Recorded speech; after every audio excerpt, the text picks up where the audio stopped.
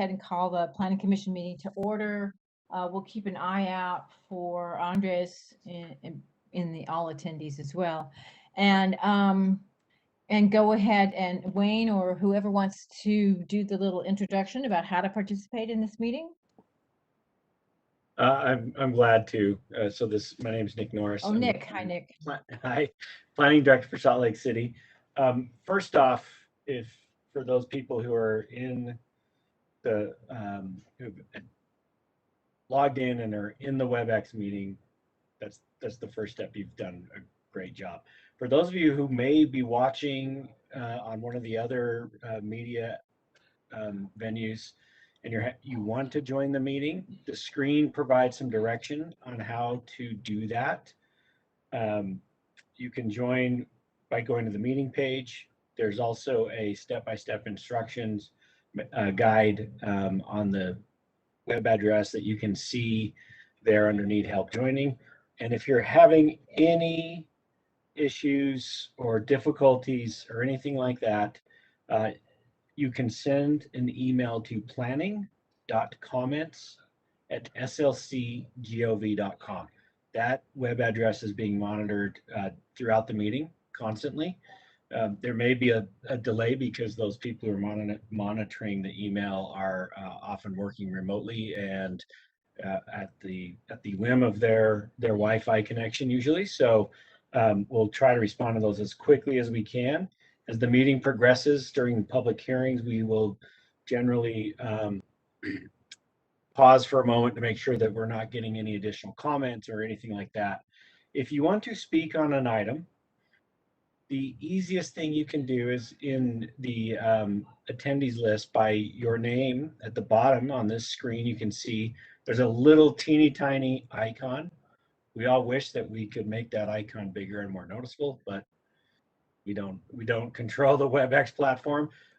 If you click on that, it raises your hand so that on our end we can see who wants to speak. We will also make a call for anyone in attendance once that public hearing is open. And if you can't find that button but you wish to speak, send an email to planning.comments@slcgov.com, and that way we will know that you want to speak on an item. With that, I think unless anybody has any questions on accessing the meeting, I think I'll turn it back over to you. Thank you, Nick. So I'm Brenda Shear, and I'm chair of the Planning Commission for just this one more meeting. So that's great. And I do want to, and I'm very happy to welcome our newest Planning Commissioner, Michael Christensen, who will, I'm sure Nick will say something about him in a minute. So I'm going to go ahead and start the meeting, and we'll have approval of the minutes for September 8th, 2021. Do I have a motion? So moved. Was that you, Carolyn? It was Adrian. Oh, sorry. Thank you, Arian. Does anyone want a second? I'll second. Okay, I have and everybody wants a second. Motion by Adrian and a second by, I think, Marlene. So we are going to, Marlene, sorry. I did that last week, didn't I? Sorry. And we'll go ahead and take a vote. Maureen? Yes. Sarah? Abstain. Okay. Amy? Yes. John? Yes. Andres? Is Andres here? Adrian? Yes. Carolyn? Yes. Michael? Sorry. I need to abstain. I forgot I was not at that meeting. My apologies. Oh, gosh. Okay. I will abstain also. All right. Thank you, Michael. All right. So we have that motion passes.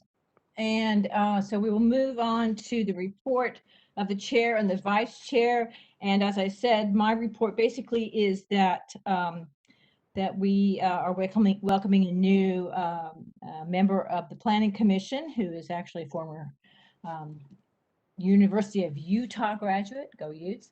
So I'm very pleased with that. And Amy, do you have anything to report? I do not. All right, thank you. And Nick? So thank you for welcoming Michael to the Planning Commission. Just so everybody knows, we are working on a couple other appointments through the mayor's office. And just so it's in the record, Michael has had his required training under state law to participate fully as a planning commissioner. So we're good there. Wanted to give you an update on a couple of items that the city council has been discussing recently that relate to the planning commission. First is last night, they adopted the proposal for the changes to the fence heights that the planning commission saw several months ago. So that goes into effect as soon as it's published, which usually is a week to 10 days after that, after it's signed by the mayor. And second, they've also had another briefing. We had two briefings with the council yesterday, one on the off-street parking regulations. The council had maybe a dozen or so issues that they wanted us to look at and discuss. Those issues were things that they've heard about from the community, and some things that on more of a technical side from the planning division on how that ordinance is going to work. So that will be moving forward in the next little bit. And second, they had another briefing on the proposal to eliminate the special exception process from our code yesterday. The primary sticky point seems to be with outdoor dining. So we had a good discussion with the council on what the current regulations are, how the proposal relates to that, and how the standards that we put into the code for outdoor dining are really based off of the results of the special exception history that with the planning commission approving those. And so we do anticipate that will be moving forward in October in the next few weeks as well. So that alone is a pretty significant change for the city, particularly with our staff workloads. And just so you guys are aware, this year we normally receive about 150 special exception applications per year, and this year we're pushing 200 already. So it's been a significant increase. Some of that is because people know they're going away, and there are some things that will become more restrictive than not. Most things actually become easier, and the code starts allowing those things based on the approval history. So if there's any other questions related to any of that or anything else that's going on in the planning division, I'm happy to answer any questions anybody has. So Nick, how much of a significant change can be made in these proposals before they have to come back to the planning commission? So everything, basically, if it's within the scope of the project, meaning it's within that section or it's related to special exceptions in general, the city council has pretty broad discretion about making changes. And that's probably what they'll do. If they wanted to do something that was outside of that, for example, we did have an inquiry about whether we could make changes to ADUs as part of the special exception process. Well, they're not related to that, so that's a totally separate thing. And so, yeah, so that's basically how that would work. Okay. But other commissioners have any questions for Nick at this point?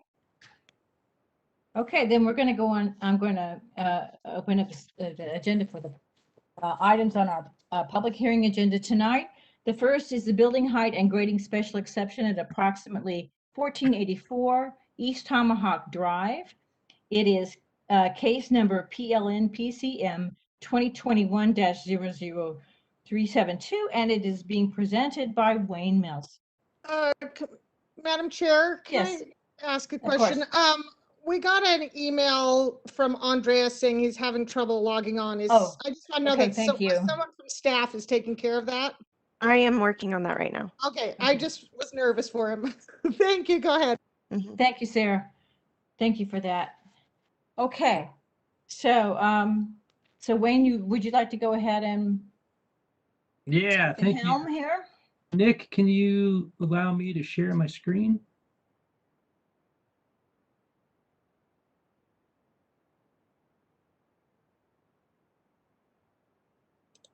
There we go.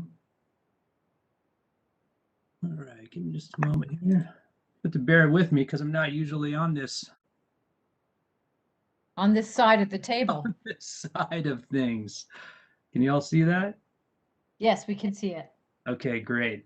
So this particular project was actually assigned to Linda Mitchell, who has worked with us for quite a bit. She's been a fantastic asset to our division, but Linda has actually accepted a position out of state. So her last day was last week. So those of you that have worked with Linda will no longer be working with her.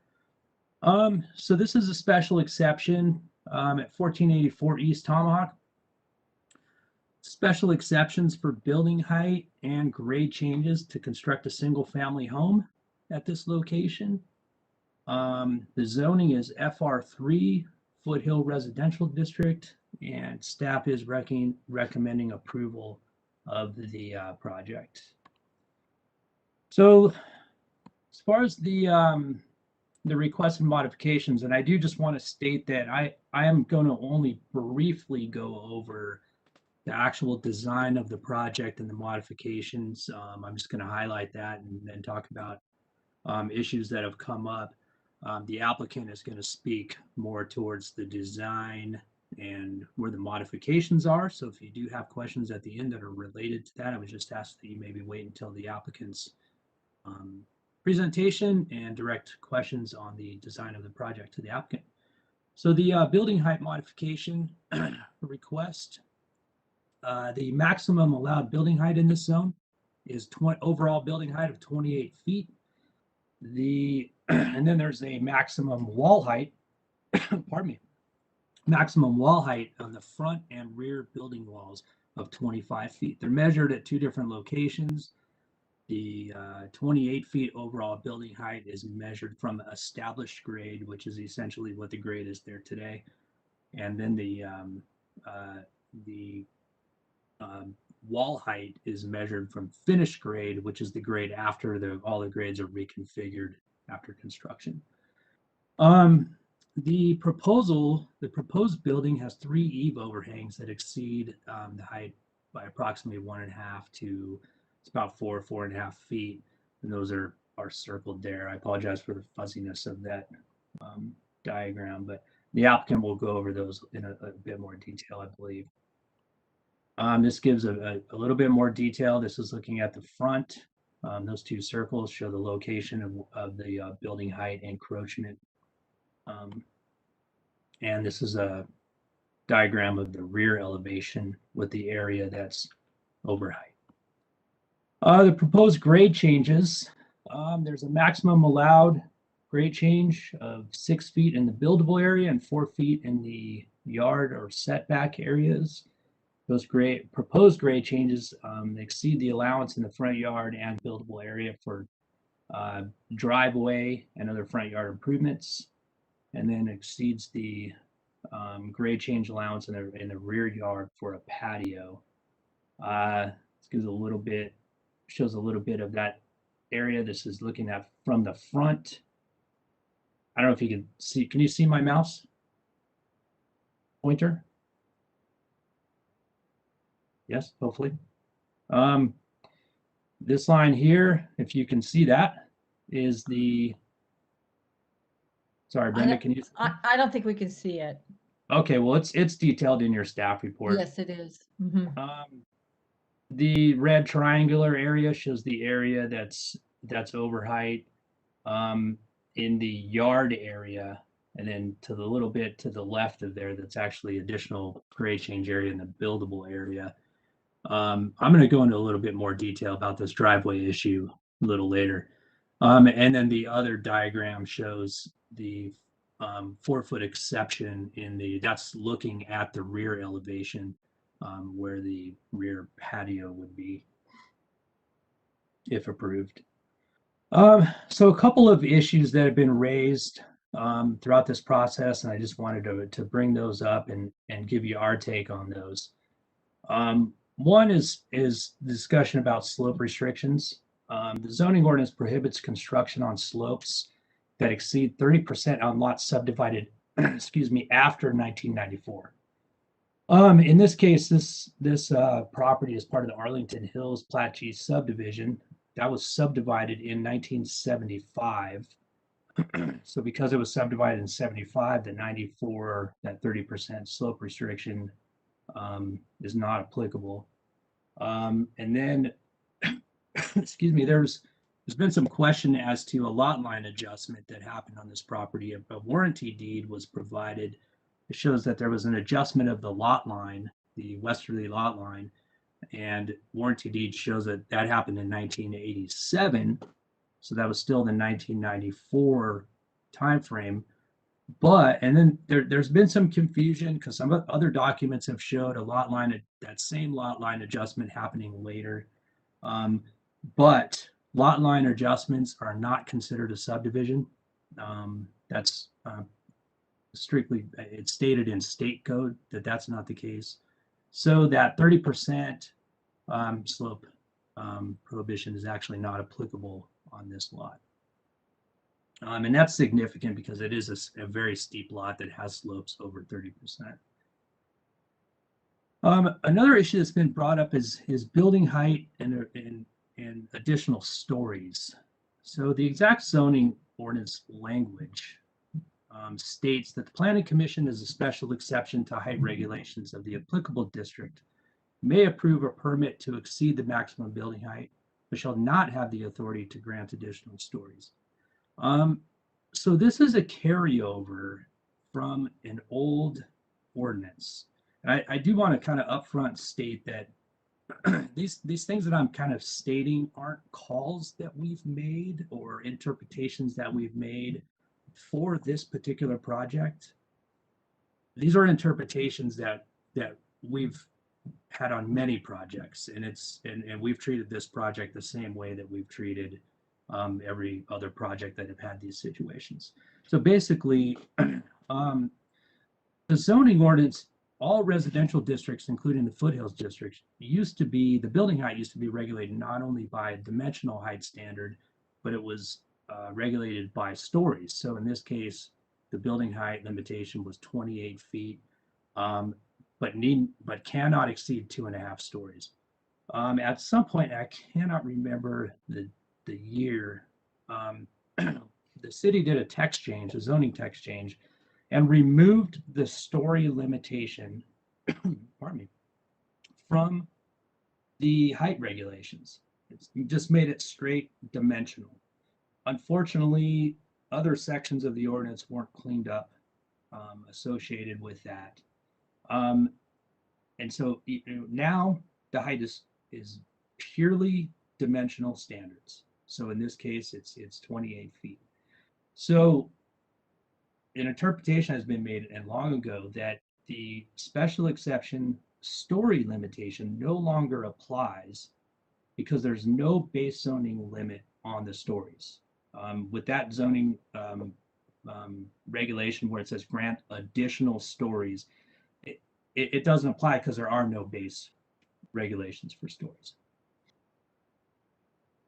And then last but not least, on at least these issues that I know of now, there's a grade change limitation related to driveways. This is a much more difficult thing to reason through, but it is a call that we've had for a long time.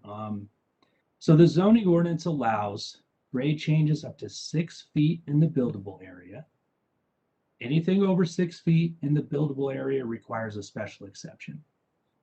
Grade changes up to 4 feet in the yard setback areas are allowed by right. You go over 4 feet, you can go over 4 feet through the special exception process. Then there's some specific language related to grade changes associated with driveways. And I have that on this slide here. And As necessary to construct driveway access from the street to the garage or parking area, grade changes in retaining walls up to 6 feet from established grade shall be reviewed as a special exception, subject to the special exception standards. So there's issues raised that the ordinance language prohibits approval of grade changes more than 6 feet for driveways. Completely understand that comment that was made, and I'll try to explain our reasoning and how we've interpreted this in the past here in a sec. I just do want to point out what we're actually talking about. Again, this is that diagram. In this case, it's this is the area that is where the grade change is located for the driveway. This is a close-up, and by driveway in this case, the driveway is right where the garage doors, end of the garage doors, are located. That diagram on the right shows that orange square. That's actually the area that's over 6 feet. It's a very small portion in that area that is over 6 feet. So as far as how we have interpreted this, I'll give a little history on this code section. The ordinance, the foothill regulations, used to just simply state that grade changes up to 6 feet are allowed for construction of a driveway. There was no mention at the time in that section of the code that said special exception allowance, that there's a special exception allowance to exceed that 6 foot grade change for a driveway. The code was changed as a part of this package of zoning amendments related to grade changes. We did a code change this in 2012, 2013, and it created new definitions of grade. The other primary purpose of that was to attempt to, which we didn't do very well, attempt to clean up language related to when special exceptions were allowed. The intent at the time was to add language to the foothill regulations, add a specific statement that said special exceptions for grade changes are allowed in the foothill zones. The writing of that code did not come out great. We have, as zoning staff, with the zoning administrator, have interpreted that and to basically say, and not just for this, again, for this project, but for projects in the past, that grade changes up to 6 feet for construction of a driveway are allowed by right. And then anything over 6 feet, you have to get special exception for. Again, I'm not saying that language in the code is great. I'm just saying that how, excuse me, planning and zoning has applied the code to date. So our recommendation, planning staff's recommendation, is approval based on the standards of review for a special exception. Be happy to take any questions, but again, if you have specific questions related to the design of the project, I'd encourage you to wait for the applicant's presentation and actually direct those questions to the applicant. Brenda, you're on mute. Thank you, Wayne. So does anyone have any specific questions for Wayne right now, or can we go ahead and hear from the applicant? Let's go ahead and hear from the applicant. Give me 1 second. I have to move the applicant over, I believe. And Jill Peterson, give me just 1 second, please. Sure, no problem.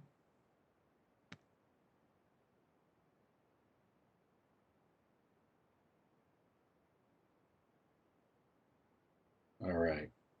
Mitchell Peterson, you are now a panelist, and you can mute and unmute yourself and turn camera on and off.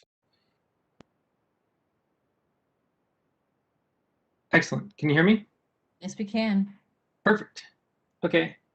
Thank you for allowing me to the opportunity to speak with you today about this, my personal home project. I'd like to give you a little bit of relevant background information on me. I grew up here in Utah. I'm a former professional cyclist. I've lived here in the Avenues for the past 11 years. And I now have 2 kids, a 2-year-old and a 2-month-old. So if you hear any screaming, it's probably them. This lot, 1484 Tomahawk Drive, presented us with a unique opportunity to build a home that satisfies our needs and is in the location that we wanted to be in, and really be a wonderful place for us to raise our kids. As mentioned, the reason that I'm here speaking is because I've requested a special exception with regards to height above grade change and an increase to the allowable height above established grade.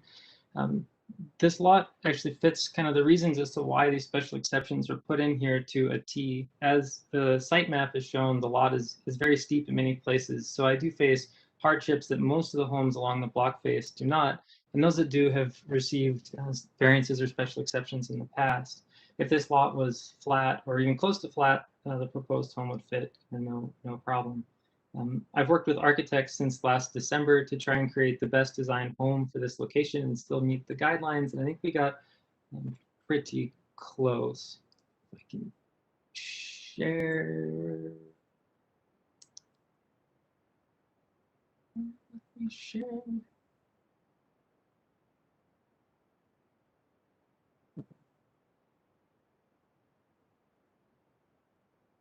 Let me share.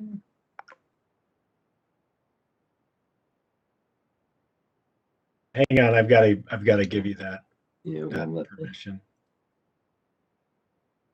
Shoot.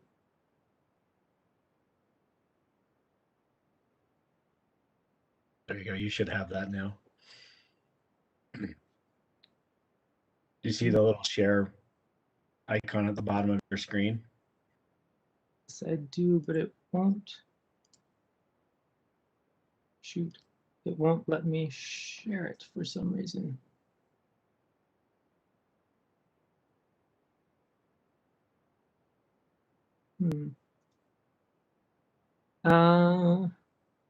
Well,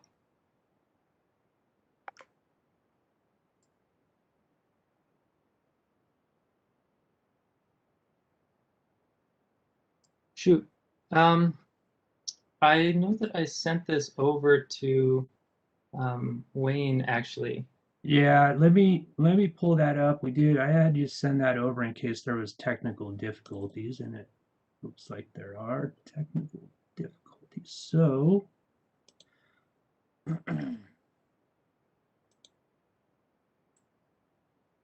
Nick, if you want to, oh, there we go. You'll have to tell me when you want me to switch slides. So hopefully everybody can see that. Okay. Yes, we can see it. Perfect. Can you go to the next slide? Okay, as you can see here, most of the home, including the majority of the first floor, fits inside that allowable 28 feet from established grade. We've got the main floor varies between about 3 to 5 feet below grade on the west side, which was done to drop the overall height from established grade as much as possible. This allows that northwest corner of the home to be only about 23 feet from established grade. The roof line then mimics the grade descending from west to east to try to keep the roof line as low as possible. We stop the first floor about 12 feet west of the main level and pull the easterly 12 feet of the main level south by about 18 feet. All this is done in order to try to keep those roof lines as low as possible, given the topography that we have. Next slide.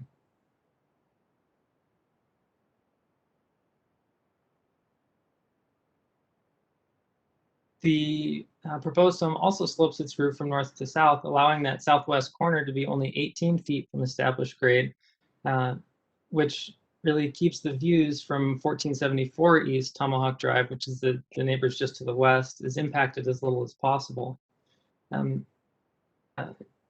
Next slide, please. These, the easterly, specifically the northeast corners, are where we exceed that 28 feet from established grade the most. On the first floor, we exceed the limit here at most by about 4 feet in kind of that 4 foot by 5 foot right triangle there. And we clip it by just a little bit on that main level. On this lot, the established grade is significantly less than the grade of the street in most locations. In fact, on this northeast corner, it's about 14 feet below grade. So this means that if granted the exception, that northeast corner of the home will only be about 18 feet above street grade. Next photo, please. Next slide. To put it into perspective, this is about a full story below the neighboring home to the west. And next slide, please. And it's also about 15 feet lower than the trees that are currently along the sidewalk north of the home. The increased height here will not result in an increased impact to views from any viewpoint, as it's hidden behind the trees currently. It's also lower than the permissible roof line to the west. So from west to east, it's hidden, and east to west, it's also lower. Additionally, the home is located as far back off the street as possible, which will further reduce any potential impact to views. I've also received a few emails, and Linda in her walk around mentioned that there's a general concern expressed about the loss of kind of the natural feel of my land.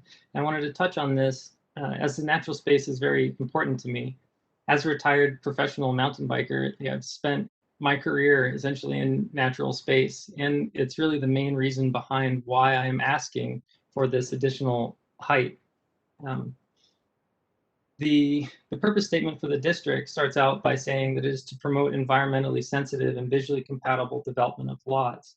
This environmental theme is kind of continued throughout the statement with a focus on developing the foothill area in a way that retains all these natural features. The features that make this lot very difficult to build on and took a lot of creative thinking and rethinking and design changes on our part are the same natural features that really gives this lot a peacefulness that drew me to it. I've worked with my architects to try and maintain this natural feel of the lot while placing a home inside this space and conforming to the regulations as much as possible. It's not been easy. The proposed plan would allow me to have a small enough footprint that the natural feel of this land is maintained while providing a home that's large enough for my family and will be a great addition to the neighborhood. The proposed home also blocks less views and keeps more land natural than one that strictly adheres to the code. As I mentioned, when I worked with the architects and I started this project, we went through a lot of different plans and design changes before arriving at the one that's proposed. Next slide, please.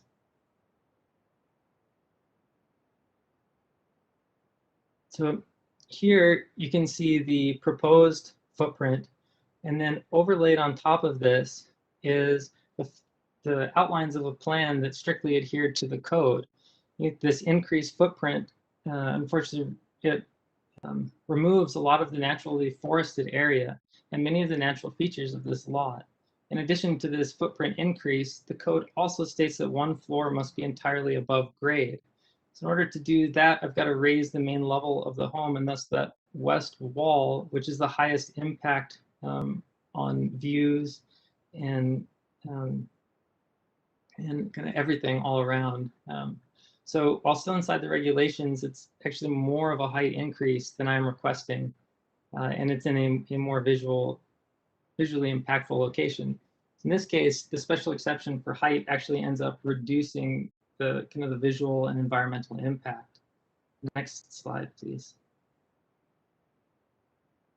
On the request for additional feet of grade change, what I want to be able to do is add like this row of vegetation strip here, kind of between the driveway and the gully.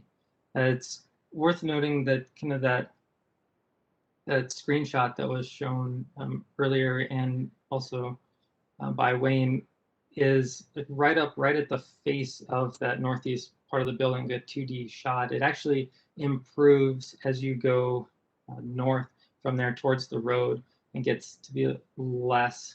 And that initial shot right there is inside the buildable area. And so we actually come down to less than kind of the 4 feet as you go more towards the street. But this increase, or this vegetative stripping here, will enhance the visual appeal of the property as well as the kind of the neighborhood in general, and increase safety instead of just having driveway straight into gully. Both changes are not going to impact the views at all, as the walls will run north to south, and they're lower than street grade, and they are to maintain flat ground, which is lower in elevation than the ground to the west of every wall. This causes them to kind of not be seen at all from the north, south, or west. And looking from the east, change slide, please.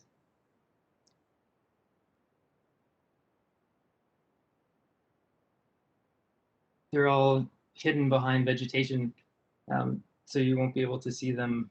Mr. Peterson, you have about 1 more minute. Okay. Information, the topography of this lot presents significant difficulties for construction to adhere to the height limitations. The proposed home works with the topography of the lot to try and create a home that limits the environmental and visual impact, gets as close as possible to the regulations as it can, and only exceeds the limits in areas where it will not impair views or impact surrounding properties. The proposed home's small footprint reduces the required deforestation as well, which reduces erosion and protects the natural scenic character of the foothills area. The proposed home will keep with the character of the neighborhood and be a great addition to the neighborhood for generations to come. Thank you for your time. Thank you very much. And thank you for finishing on time, despite our technical difficulties. I actually gave you more time because of that. So does the Planning Commission have any questions for the applicant at this point? I just have a quick question. Yes. Can you speak, Mr. Peterson, to the grade exception you're asking on the rear for the patio? Yes. So on the rear in that patio area, what I'm doing is trying to increase the upper yard area that actually occurs here. So that's kind of all. As far as the height itself goes, I think it's the height that we were requesting is about 6 feet versus this is outside of the buildable area. So there the restrictions are at about 4 feet. So it's a 2-foot change. And the majority of that I think will be accomplished over a grade change as opposed to just a 6-foot wall. I know that this is complicated. I actually spent quite a bit of time looking at the various grade changes and trying to figure out what was actually going on with this house. So those of you who haven't spent a lot of time with it, it may be even more confusing. So I'm going to go ahead, unless anyone else asks any questions at this point, I'm going to go ahead and open it up to a public hearing and see who, if you would like to speak on this issue, please push the little hand button in the lower right-hand corner of your screen. It's very tiny. It's right next to the megaphone. And we will call on you to go ahead and speak. Each person will have 2 minutes unless you're actually representing the community council, in which case you will have 5 minutes. All right. I do not see the community council representative in attendance. So I'm going to just go in the order from top to bottom that they show up on my screen. First up, it looks like Jeff Black. Jeff, I'm going to unmute you. Hopefully.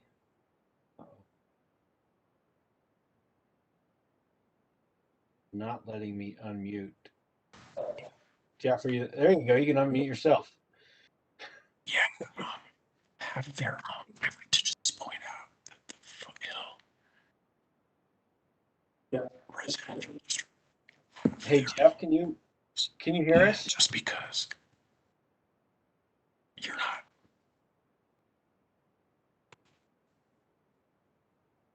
Jeff, you have muted yourself or something. There you go. Can you speak into the microphone, please? Thank you. Oops.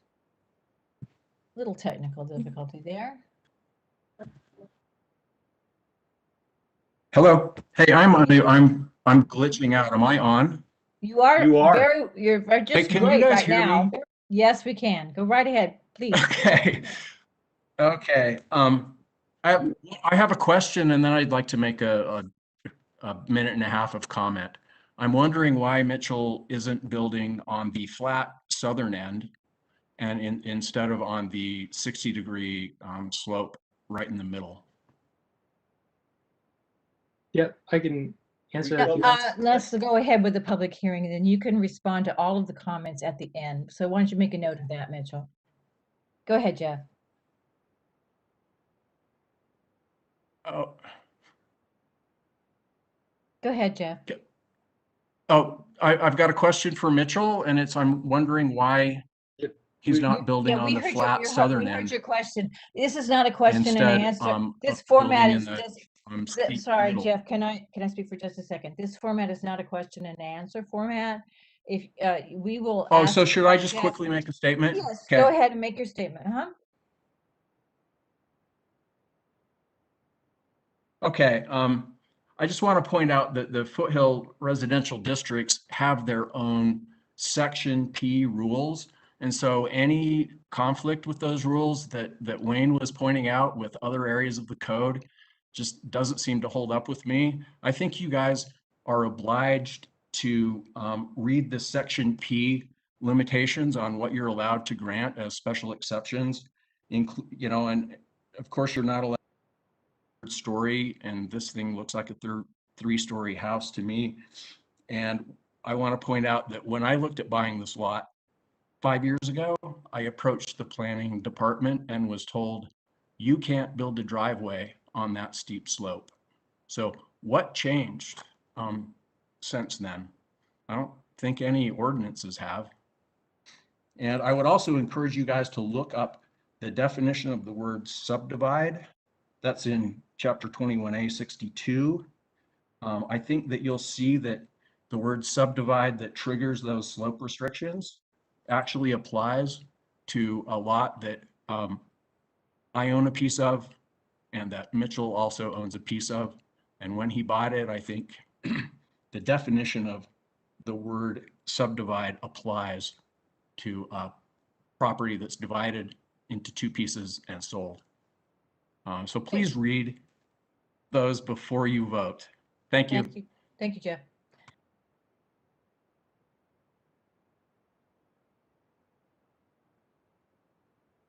Right. Next, I'm going to go to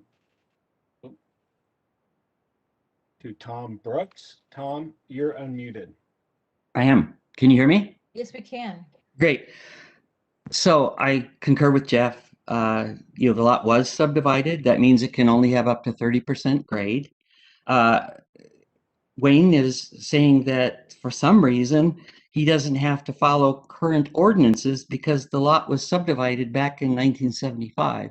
I can see where that would apply to the original owner of the lot, that they could be grandfathered in, but Mitchell should have to comply to, the ordinances after 1994. We live directly across the street. We submitted plans for a year with Salt Lake City to finally get what was approved. And it was because we had to follow all the ordinances. That was a huge protection for us. And Mitchell is getting, somehow he's got Mr. Mills, and he had apparently Linda Mitchell fighting for him to be able to ignore all the ordinances that literally protect him from making seriously bad mistakes. One of our things was Wayne said the three-story thing didn't apply. It sure applied to us. We had our architectural drawings that showed, it was our basement, our main floor, and then a second story. We had to completely change our plans so that everything shifted to where we ended up putting a second story over our garage that was not even in the original plans. Mitchell also talked about in the last Greater Avenues Council meeting that he had to consult with 10 different structural engineers. Like that was a good thing. And I just look at that as, oh, well, the first one said no. So he had to go to a second, third, fourth, fifth, sixth, seventh, eighth, ninth, finally a 10th structural engineer that approved his plans. There's definitely something wrong for that to get approved. The slope restrictions are there. I wonder if, you mentioned, Brenda, that you had been to the property, and I don't know how many of our planning commission have been there, but when you come off the Tomahawk Drive Road, that is an 88% grade drop, and that is fill dirt. It was dirt that was brought up here from the University of Utah Stadium, and it's very unstable. It's been repaired over and over again, where they've had to bring in, tear up the asphalt, I'm sorry, Mr. Brooks, but you've exceeded your time now, and so thank you very much for your comments. Sure. We'll Thank you take for them hearing. under consideration.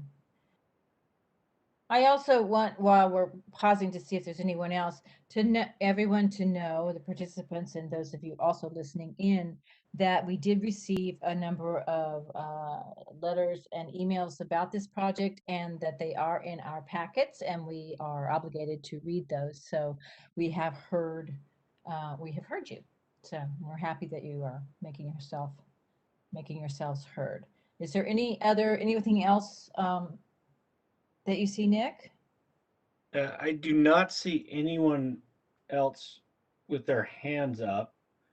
We have received a number of emails, and so I wanted to review those really quick to see if anybody who hasn't spoken that sent an email that indicates whether they want to speak or not. So give me just 1 second.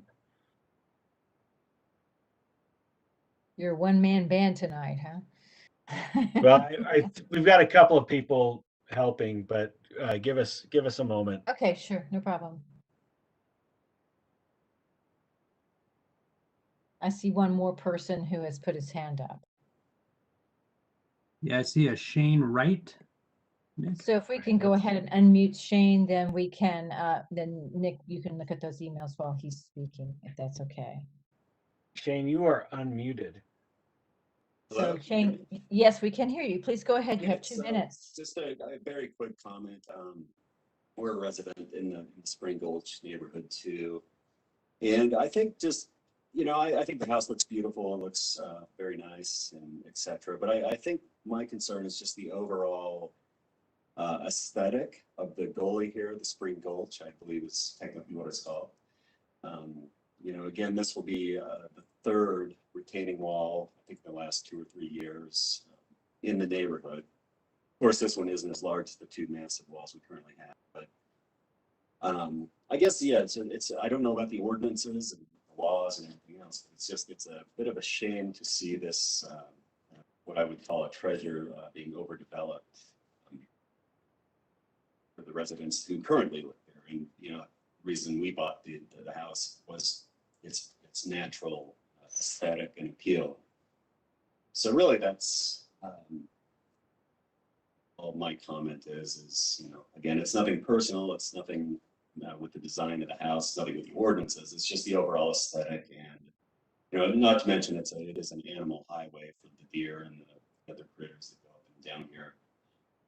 So just be another, eventually this thing's going to become a culvert, I feel like, because as the more established residents move out, the newer residents will move in, want, of course, a bigger yard, et cetera. So I guess where do we draw the line on the development of the ravine?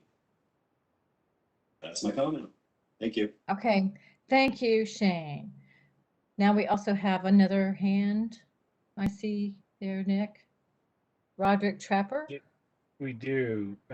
Trapper Roderick, I have unmuted you. Thank you very much. My name's Trapper. I'm actually Mitchell's contractor.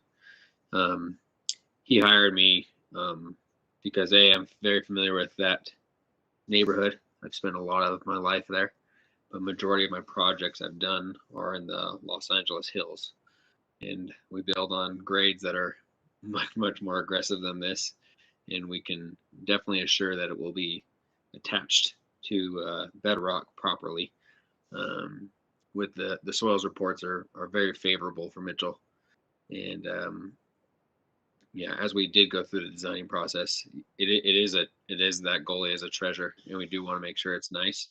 But if we do follow every single little tiny minuscule item, it's going to actually fill that gully in a lot more than if we kind of build this smaller structure kind of tucked up to the right. So that is my 2 cents. I don't want to be too political, but I can assure that it's going to be probably much more sound than any house on that hill. Thank you. Yep. All right. Just to remind people after you've spoken, if you click on that hand icon again, it'll lower your hand. That makes it a little bit easier for us to track everybody. John, have you seen any email requests to speak on this for anyone that's in the attendee list? I have not, and it looks like all those emails, I think the last one came in around 2 o'clock, so I think they would have all made it into the packet. Okay. Yes, we did get some late emails, yes. Yeah, so for the record, there's probably a dozen or so emails that have been added to that Dropbox from various individuals, nearby residents. So with that, it looks like, oh, it doesn't look like any other hands have come up.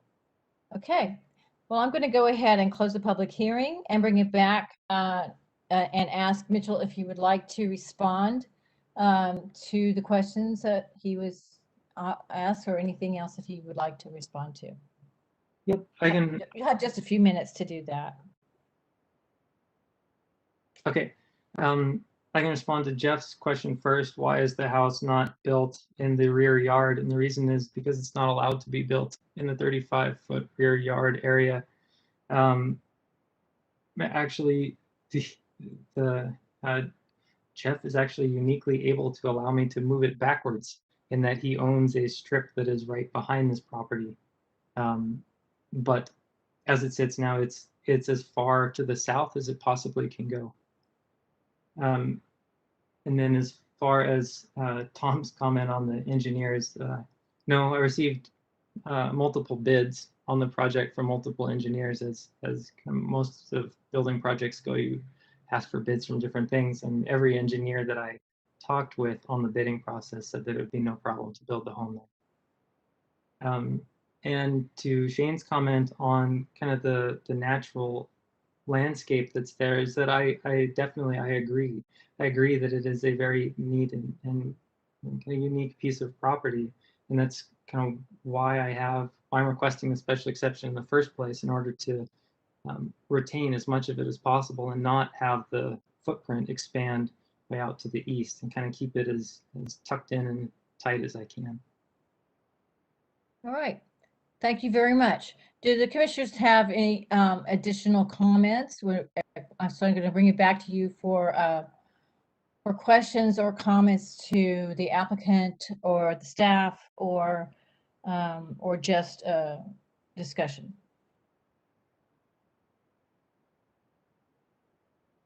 One comment in response to some of the comments in our packet, and that we seem to get regularly when we're reviewing special exceptions. These are not willy-nilly decisions that planning staff and the planning commission get to make. The special exception process is set forth in the code that's approved by the city council, and they've determined in their legislative discretion to allow for a process where landowners, when their property can't comply strictly with the zoning code, to deviate subject to certain standards. And I just want people to understand that this is not an opportunity for any landowner to come before us and ask for anything and get it approved. There is a process. It's established in our code. If there are concerns with the process, the folks to talk to are the city council. They adopt the zoning code. We implement it. So I just want, again, to reiterate that point. That's all. Thank you. Thank you, Adrian. Madam Chair? Yes. Just real quick, I wanted to let everybody know that Andres was having connectivity issues. He has actually joined the meeting, has call-in user 2. Because he's a phone user, I can't move him over to a panelist, so we're going to leave him unmuted. But he is in attendance, has in the attendance. And has he been here for? It seems like he's been, that caller number 2 has been here for a while. I believe he's been here for the duration of this item. Okay, terrific. Thank you. Do I have a motion? I will make a motion to. I'm new at this, so make a motion to. Michael, you need to look at your motion sheet that's in your packet and use the exact language of the motion sheet for this particular item. Thanks for the reminder. I will. That's okay. get that open. We all had a first day.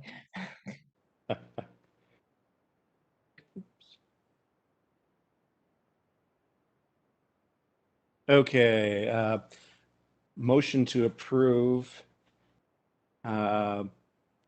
based on the information in the staff report, the information presented and the input received during the public hearing. I move that the Planning Commission approve PLN PCM 2021-00372. Do I have a second? I'll second that. Thank you, Sarah. I have a motion from Michael and a second from Sarah. So I'm Madam gonna- Chair, Yes, real quick, just to clarify on the length of time that Commissioner Andres has been in the meeting, it looks like he joined at 6:17, so he has not been here for most of this. all right, so we will go ahead and Andres, we're just gonna skip you this time for this vote. Okay. Since I'm gonna just suggest that you weren't here long enough to hear all of the public hearing. So, Marlene, Yes. Sarah, Yes.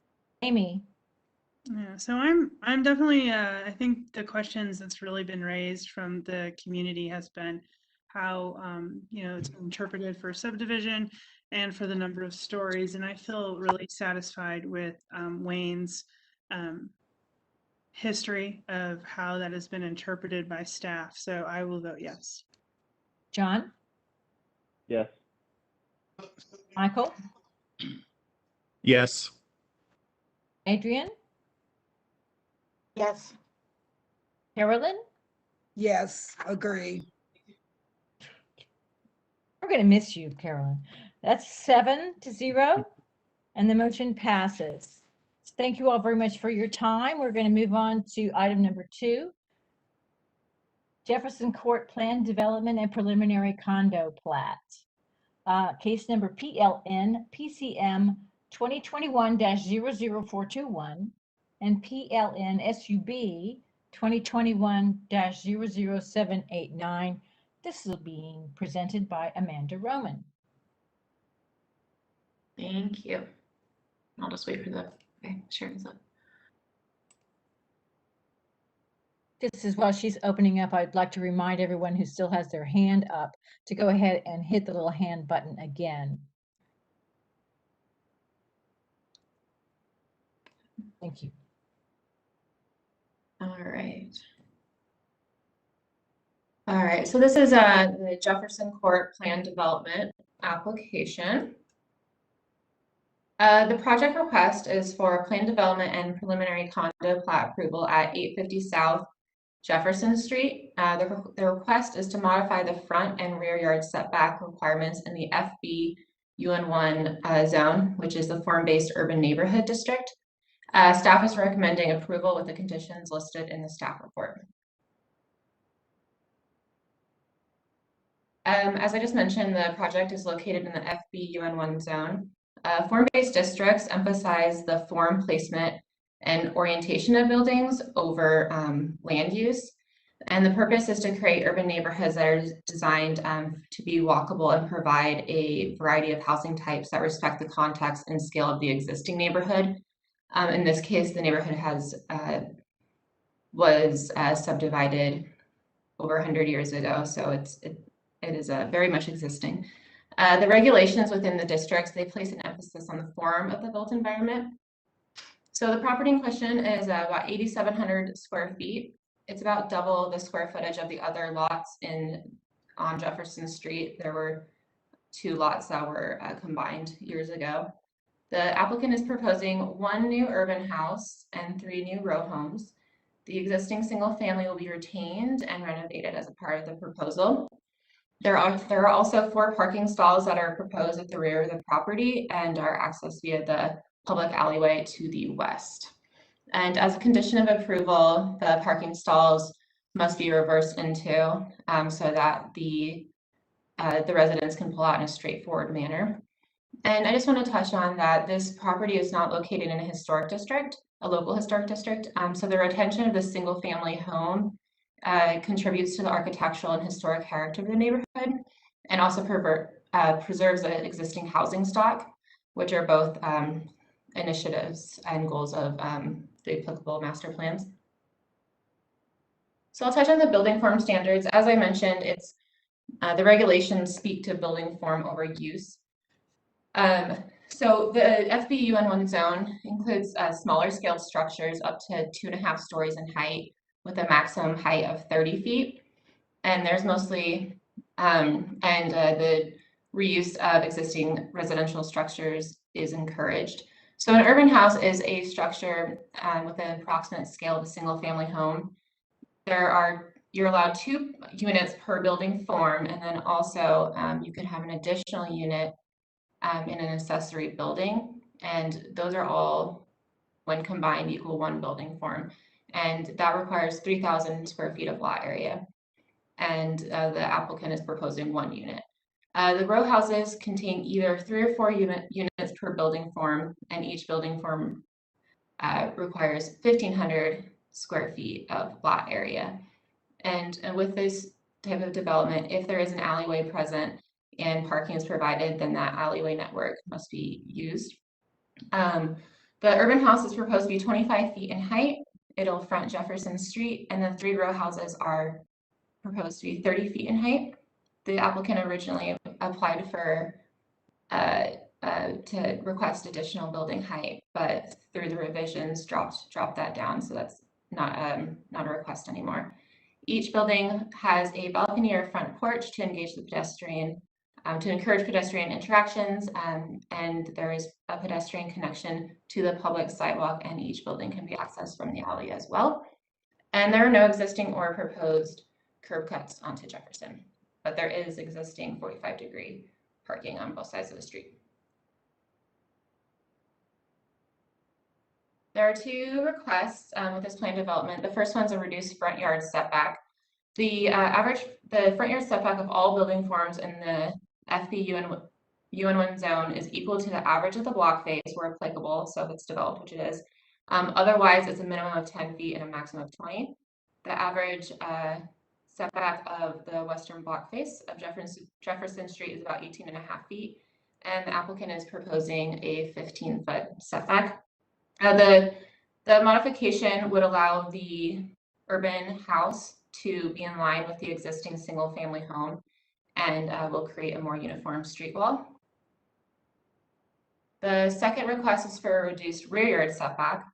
The minimum rear yard setback is 20% of the lot depth up to 25 feet. If this was applied, then the proposal would need to have a 25-foot setback, and they are requesting 22 feet. This will provide more space between the row houses and then the dwellings, the street frontage, and it allows, there's enough of a setback to allow the parking at the rear of the property. The row homes would separate the abutting properties to the west, which are zoned FBUN2, by approximately 38 feet. And that doesn't include the yard area to reach those dwelling units that are existing. And then placing the taller structures at the rear of the property softens the transition between the FBUN1 zone and the increase in permitted building height in the FBUN2 zone.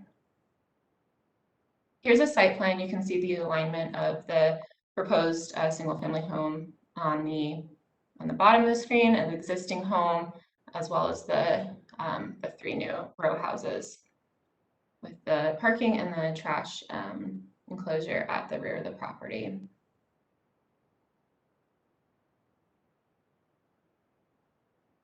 Okay, neighborhood compatibility. Here's some site photos of the existing house. So they will just be renovating it, painting, new windows, new roof, but the historic characteristics such as the front porch will remain. And planning does not regulate building color in non-historic, or at all, actually, sorry. And then you can see the 45-degree parking and the lots from across the street. And here's some site photos of the properties across the street. The top left one, you can see some taller structures that are fronting the opposite road. And then there is a new development just north of the subject property, and that has row homes, and as well as a mid-block walkway that connects Jefferson to 200 West.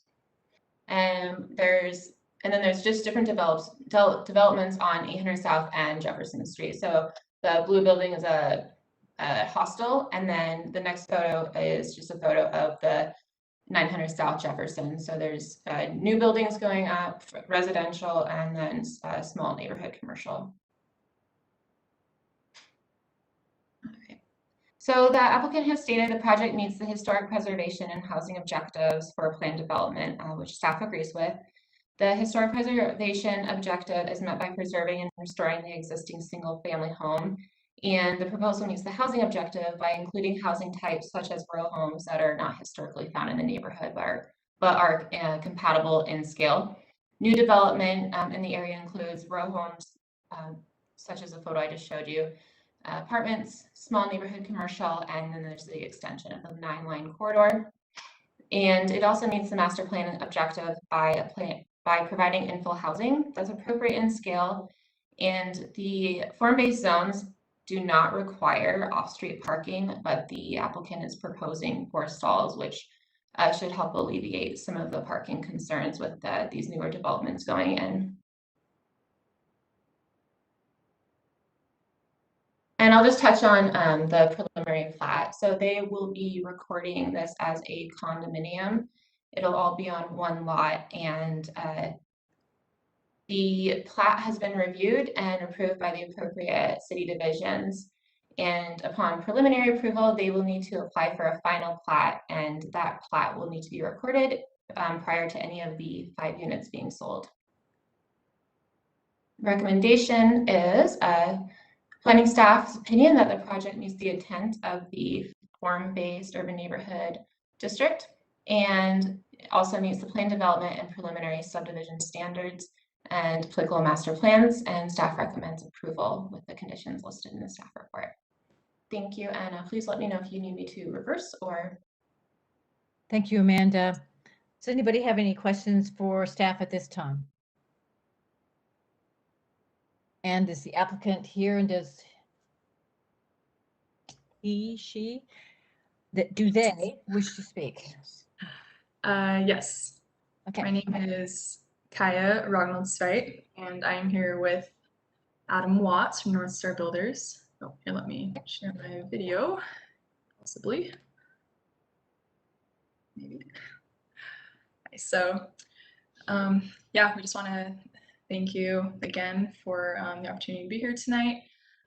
Also really want to thank Amanda. She's been fantastic as we've been working through this process, and she's really helped us to shape it to this point that you've seen here today. So yeah, I just think I want to speak to just the discussions with neighbors and planning have really helped to shape this proposal from not only a neighborhood, but also a preservation standpoint for a better final product, which is definitely an overarching goal of the FBUN1 and plan development goals. So I guess I'll just kind of speak to ultimately why we're asking for these setback modifications.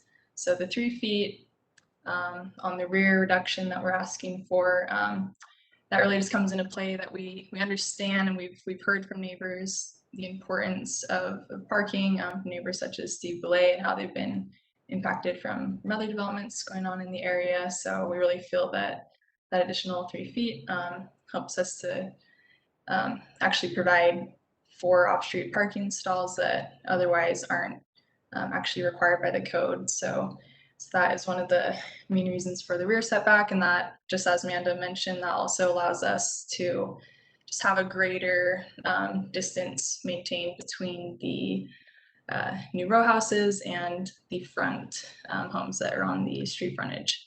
So that's for kind of our reasoning and the whys as to that rear setback reduction request. And then for the front, that is about a 3.5 foot reduction from the average block face setback. And yeah, it's really, really important to us and to planning as well. You know, even though this isn't a historic district, we find that it's really important to try our best to preserve this home from 1910. So as she mentioned, we would really like to not only renovate the exterior, but the interior as well.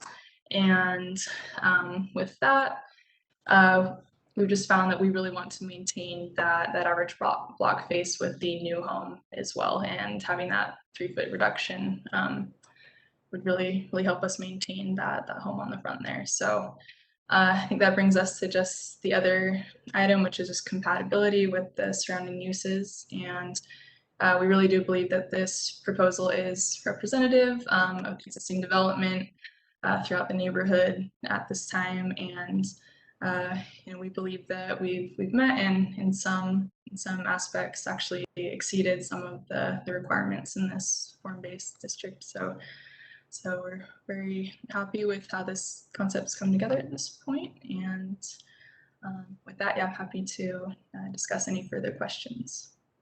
Thank you. Are there any questions from the commission to the applicant at this point? If not, I'm going to go ahead and open it up for a public hearing. If you would like to speak, again, please push the little hand button on the lower right-hand corner of your screen where it says participants. And that will allow for us to see that you would like to speak.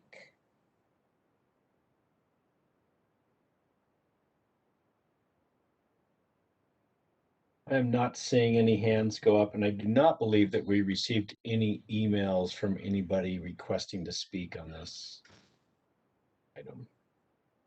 I haven't seen any emails this entire week actually on it. So Thank you, John. All right. In that case, I'm going to go ahead and close the public hearing and bring it back to the commission for discussion or a motion. Personally, I really like this project. Yes, ma'am. Okay. Amy. I just want to say to North Star Builders, to Kaya, I'll butcher your last name, so if it's okay, I'll call you Kaya.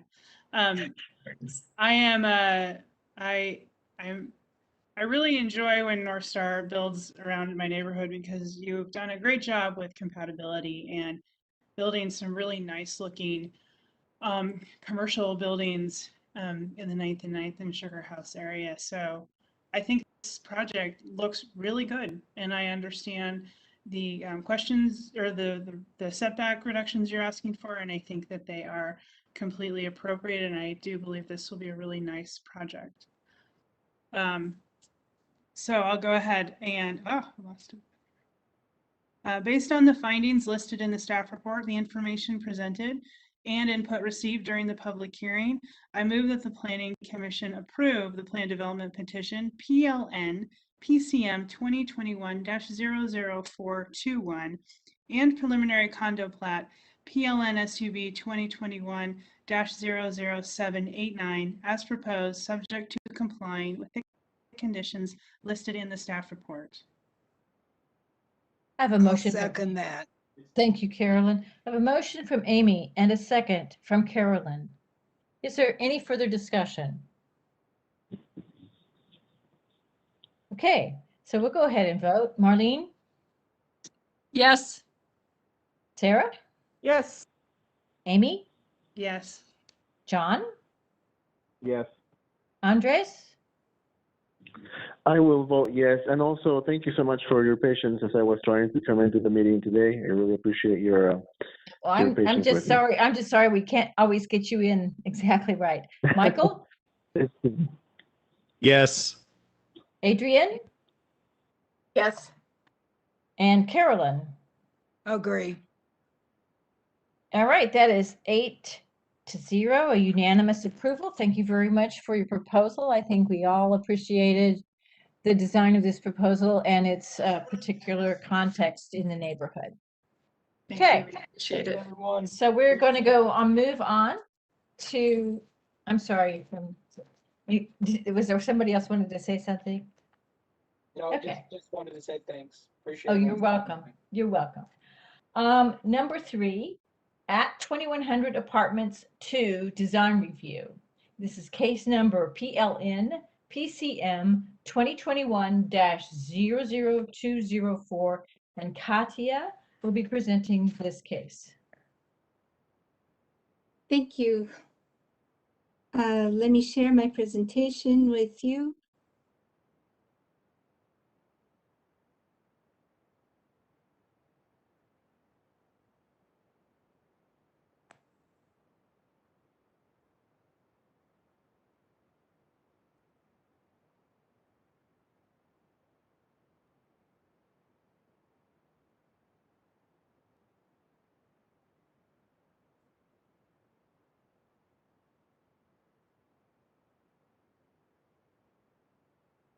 Can you all Yes, see?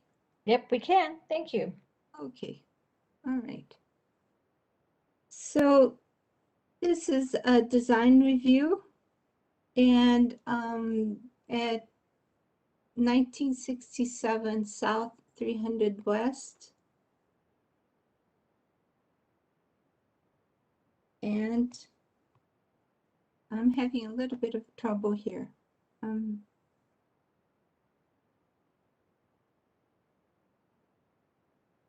It says that I'm not, okay. Do you see the second slide? No, we don't, Katya, sorry.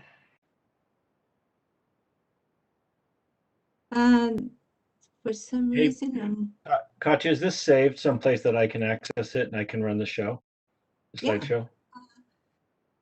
So it is on the Planning Commission presenters. All right. Give me just 1 second. Let me see if I can stop sharing it and try it again.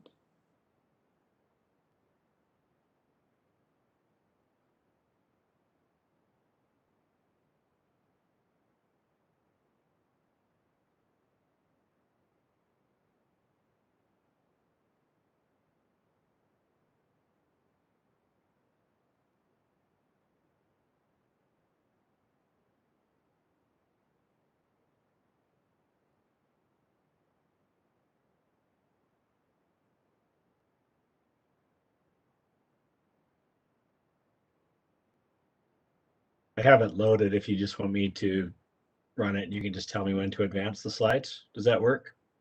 That sounds good. So is what I'm seeing from your, okay.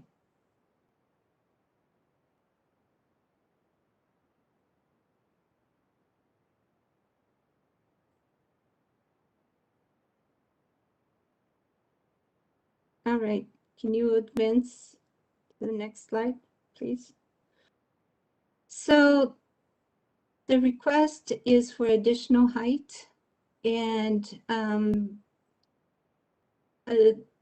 this is located on the CG zoning district, and the CG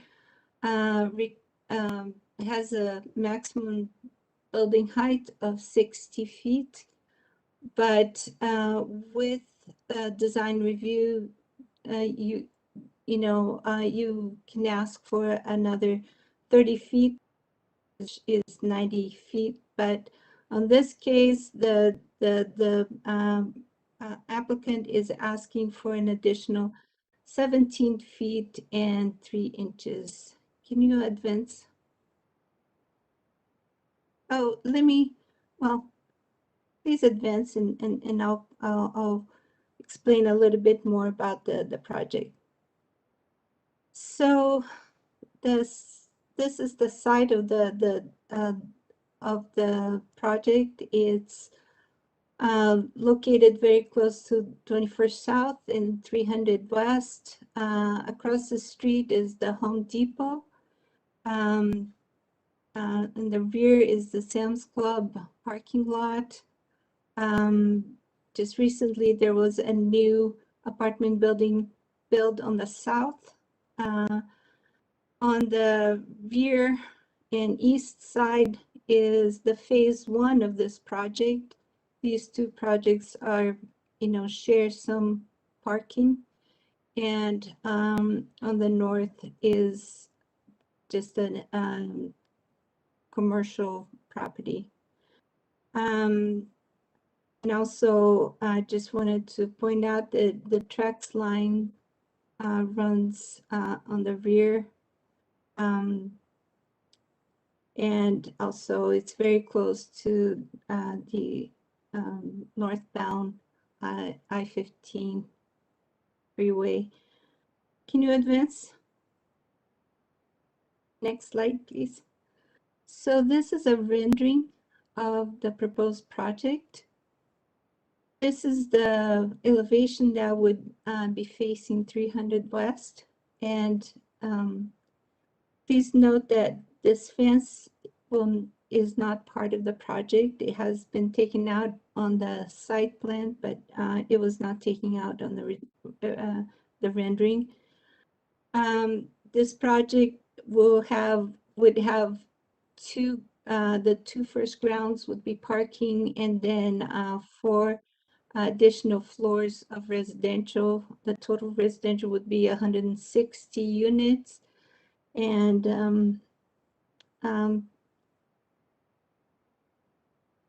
can you please advance? This is the elevation facing the parking lot, and it's a south elevation. Next slide, please. Next slide. So, as mentioned before, the proposal is for 77 feet 3 inches. And for that reason, it requires design review. This is the front elevation facing 300 West. The elevation, the building would go to 72 feet 3 inches, and then on the rear elevation is where the building is a little bit higher at 77 feet 3 inches. Next slide, please.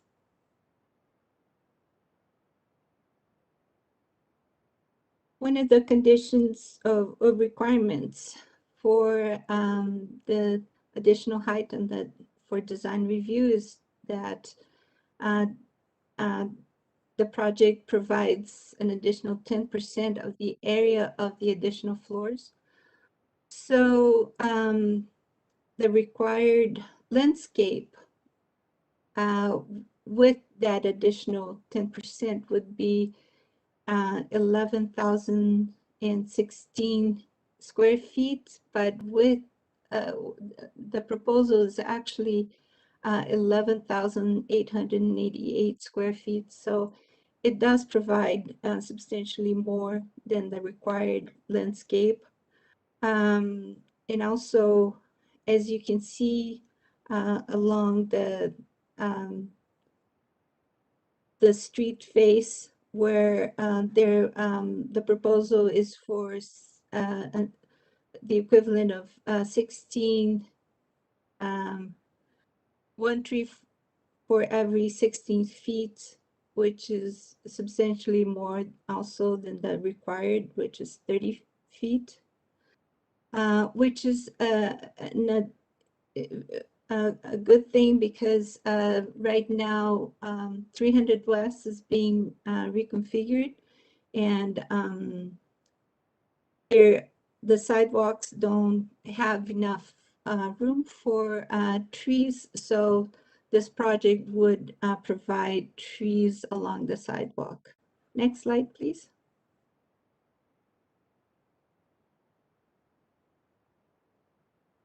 One of the standards for the design review is for entrances that face the street. And as you can see, the project, when it was brought to us, did not have a main entrance from 300 West. And the current project will include a nice entrance from 300 West with offices and amenities here on the front facade. And we'll have a secondary entrance facing the parking lot. The building materials that it proposed is 3 types of stucco plus fiber cement and stone veneer. One issue though is that these windows on the 2 first ground levels are they don't have their windows, but they don't have anything beyond that. It's blocked because of the parking lot here. But next slide, please.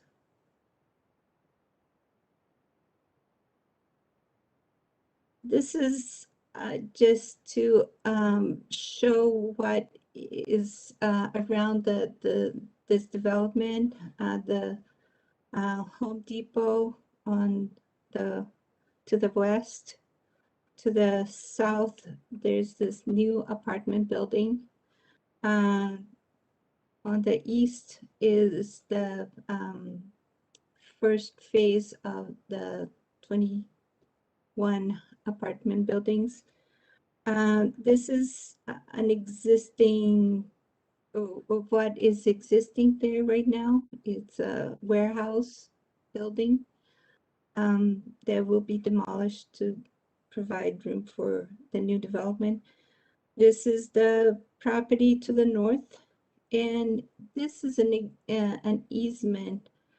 Sam's Club is on the very back here, and I'll show you a better slide of that easement negotiation. Next slide, please. So, and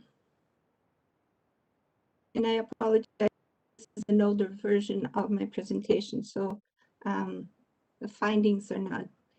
The findings is that it provides for a transit project that provides transit in with a higher density.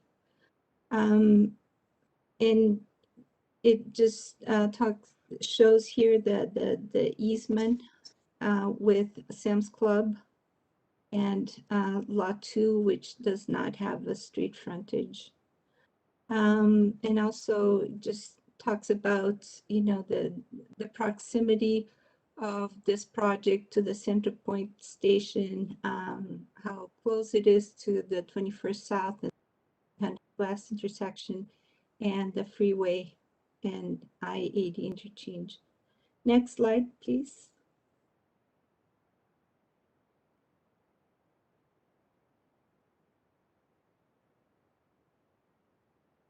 So staff finds that, you know, the building design meets the design review and the CG zone standards with ground level that engages pedestrians, building materials, recessed portions, modulation, and high level of transparency that provide more visual interest to the building. And it meets the Central Community Master Plan with transit-oriented development with pedestrian access located near light rail station. And it meets Plant Salt Lake and the housing plan also with redevelopment of underutilized land, increased housing and providing dense housing near a transit stop. Next slide. Next slide.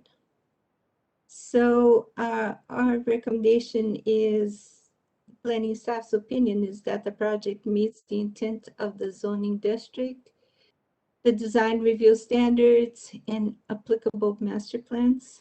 The proposal addresses the pedestrian-oriented and visual interest design standards of the design review process through its orientation to the sidewalk, high level levels of transparency, modulation, and articulation of the facade, and changes in the building material.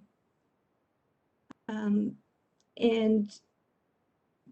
my next slide is if you have any questions or comments, I'd be happy to respond to it. Does anybody on the commission have any questions for staff at this time? And I do. yes. I know everyone's shocked at that. This is probably for Katya and maybe Nick. I'm really struggling that CG is the right zone for this area. I'd like to know what vision the master plan has for residential projects in CG. Are we missing the opportunity for walkways and better connectivity to all the areas around it, because we have no vision for this, and CG doesn't seem to capture what actually is developing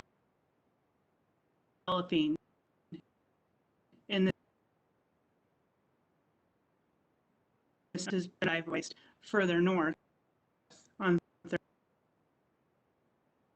Third West.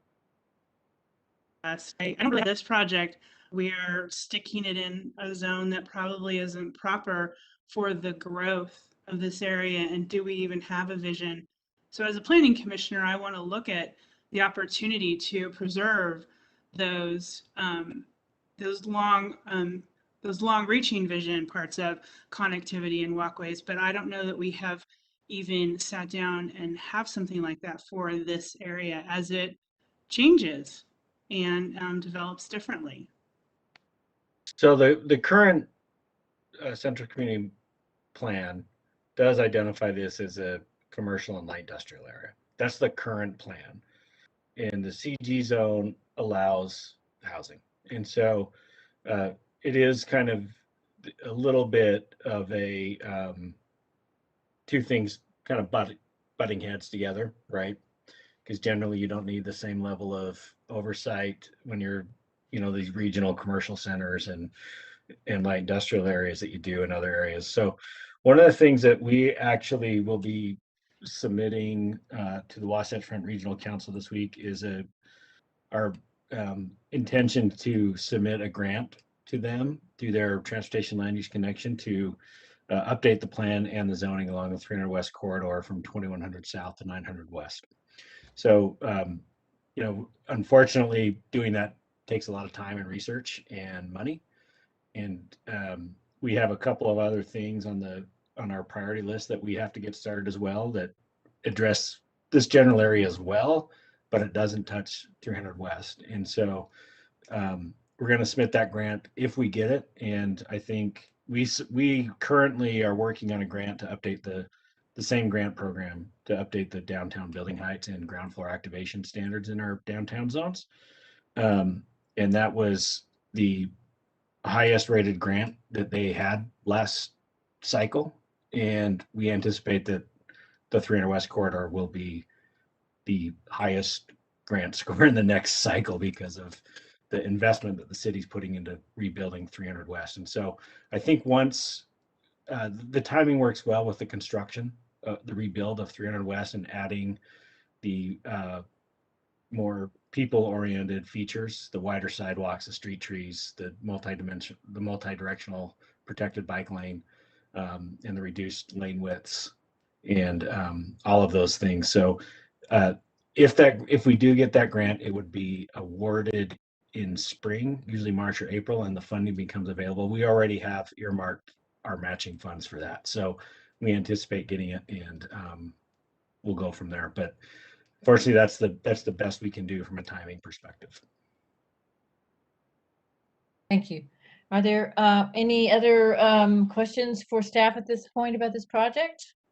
Thank you, Amy. That was a wonderful point to raise. And thanks, Nick, for going ahead and trying to get that grant. We appreciate it. So, Katya, is the applicant here?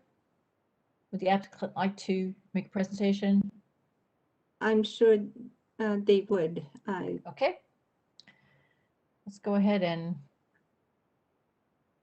allow them to That would hear. Brenda Hilton. Okay, I think I've unmuted and I'm trying to start the video here. Everything, internet doing Is okay? it, can you hear me? We can. It says I'm unmuted. Can you hear me? Can you hear us? Yeah, we Yes. can hear you. We can hear you, Oh. David. Go ahead, please. Okay. Okay, I'm trying to, There we it go. says it We got started you. the video. There we go. Okay, all right. Thank you very much. Thank you for considering our proposal. And we want to thank Katja for her good work in making the presentation. We see this property as the continued redevelopment of a wonderful area of the city. I think some of you may be familiar with the property, the Phase 1 property that we built. Our intention is that this adds the needed housing to this for Salt Lake City. It is outside what we consider the downtown area. It doesn't have the same types of rents, although it is what we consider a Class A property. It doesn't have the same very, very high rents that Fourth South and the downtown area have. And it will add and support the housing in that way. It's a beautiful property. I think you saw the renderings of it, and will be a wonderful addition to this area. It's replacing something that an old warehouse that's been there since the 1960s and would be a positive influence or improvement to the area. It's right up against the east side of the property, as you've seen, is right up against the tracks line. And so, or the Phase 1 was right up against the tracks line. And it works very well with the redevelopment of, as been mentioned, 300 West, and the improvement and Katja's. I wanted to mention that she's the one who brought to our attention that we needed to make a change and a redesign to our property so that it faced 300 West. And we went back with our architect, Brent Hilton is with us this evening, and made those changes and improvements to the property.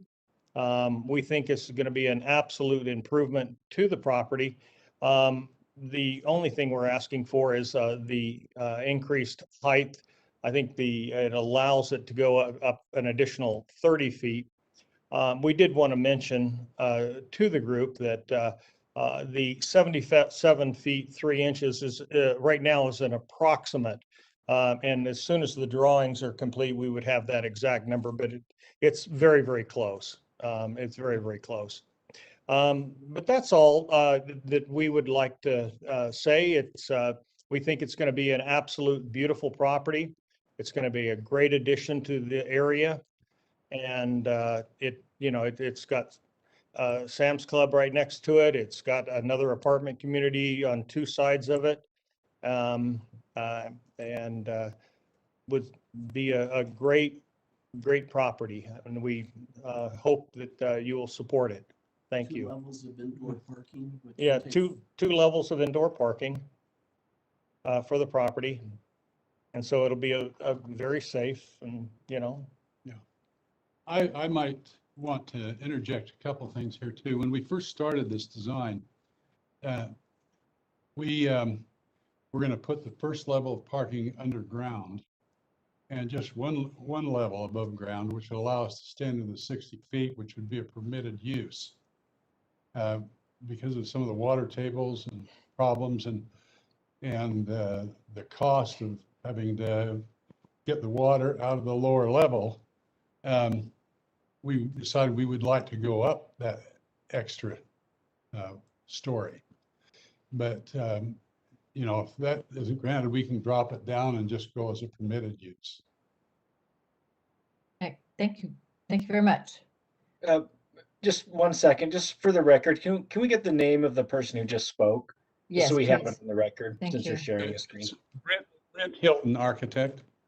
Great, thank Hilton you. Associates. Brent Hilton and Lyman Adams. Yeah. Although my name's on the, I'm over here in the back, but I'm Dave Coker Hans, right there. Hello. I'm sorry, say, And then Mr. Adams, would you repeat your name again, please, too, for the record? Lyman Adams, Lyman. Okay, thank you. So I think we have all three of you now. Okay. Okay. So thank you very much. And commissioners, do you have any questions for the applicants? I do. So I am concerned about my perceived lack of any kind of pedestrian spaces for your tenants for phase 1 and phase 2. This area is changing, but it's still very, and warehouse, industrial, box store. So can you enlighten me if you do have some spaces that your tenants can utilize for both phase 1 and phase 2 as you develop this area? Sure. Can we get back to the site plan? There's a huge interior court that has a 50-foot pool area, cabanas, deck areas, and so forth. It's about 120 feet by 80 feet. And that'll have landscaping in it and everything for an amenity for the patrons of the project.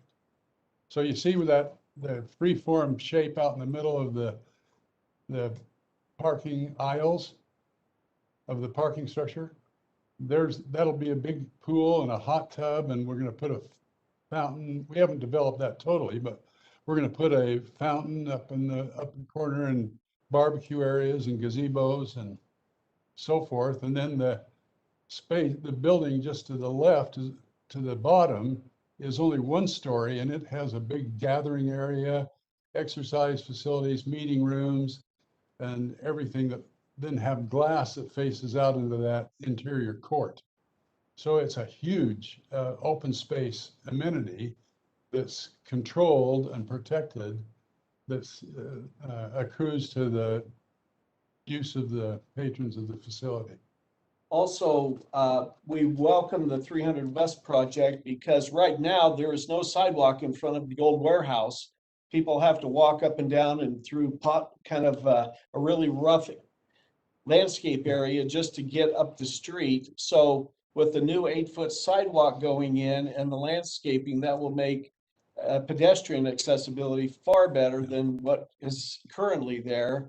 And then when you get up to the corner, the light, you'll be able to go across the street and then join the bicycle path going north on the west side of 300 West. And there's the green belt between that sidewalk on 300 West and our building is about 25 feet wide, whereas the requirement in the zone is 10 feet. So that's a huge green space along that whole corridor there. And as Katja brought to everybody's attention earlier, that space really, that green space becomes available because the improvement of the 300 West project eliminated a lot of what is possible. A park strip. Park strip. Yeah. Okay.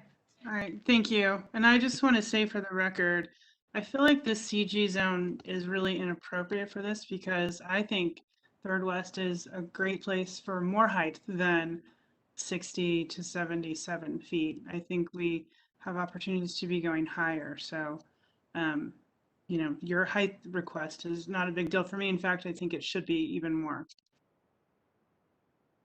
Yeah. Okay, thank you. And I Let's go say- ahead and open, before we, can we go ahead and open the public hearing? Unless anyone objects? Okay, do we have anybody who would like to speak on this, about this project? Please hit the little hand button in the lower right-hand corner of your screen where the participants are. And applicants, you may want to mute yourself this particular aspect of the hearing. Thank you. Madam Chair, I do not see any hands being raised.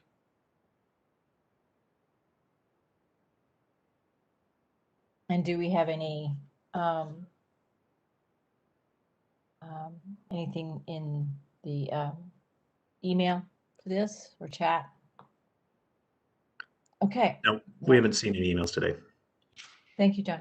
Okay, so we will go ahead and close the public hearing and bring it back to the commission for discussion or a motion.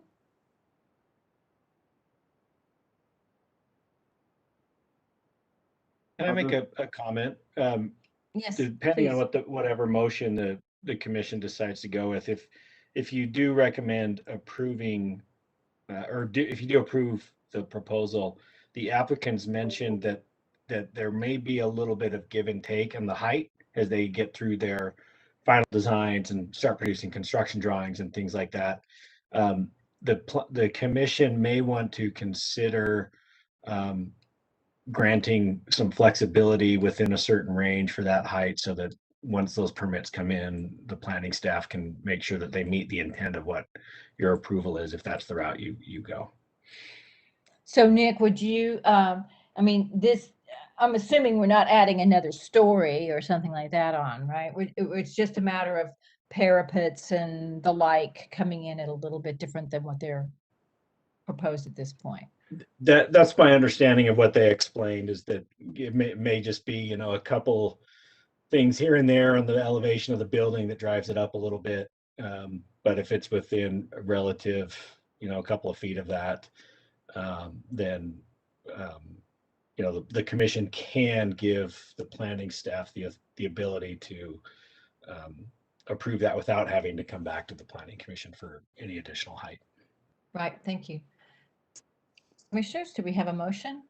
Madam Chair, I actually have one other question for the Yes, I'm applicant. sorry, go ahead.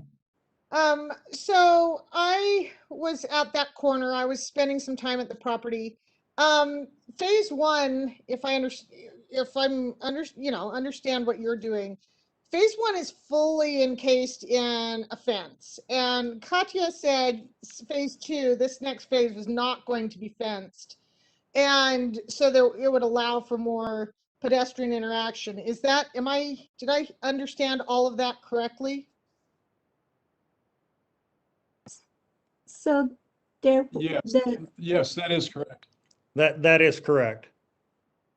Okay, and since we're talking about it, will phase one lose its fence, or will you keep that? No, I think our intention is to keep the fence at phase one. Phase two will not have it. Okay, thank you. And the comments regarding the height. I'm sorry. Go ahead. David, go ahead. I'm sorry. The comments regarding the height were entirely appropriate. Sorry. Okay, thank you. Yeah, Commissioners, yes, go ahead, John. Yeah, I just say, I agree with Amy. I'm always for more height. I just do want to express my disappointment in the overall design of the building. I think the materials or the application of the materials are very poorly done, and these types of projects are very frustrating to see without anything we can really do to stop them, because it's very frustrating to see the proportions of this building are just all over the place. So but I'm all for the extra height and adding more density to the city. Thank you, John. Do I have a motion?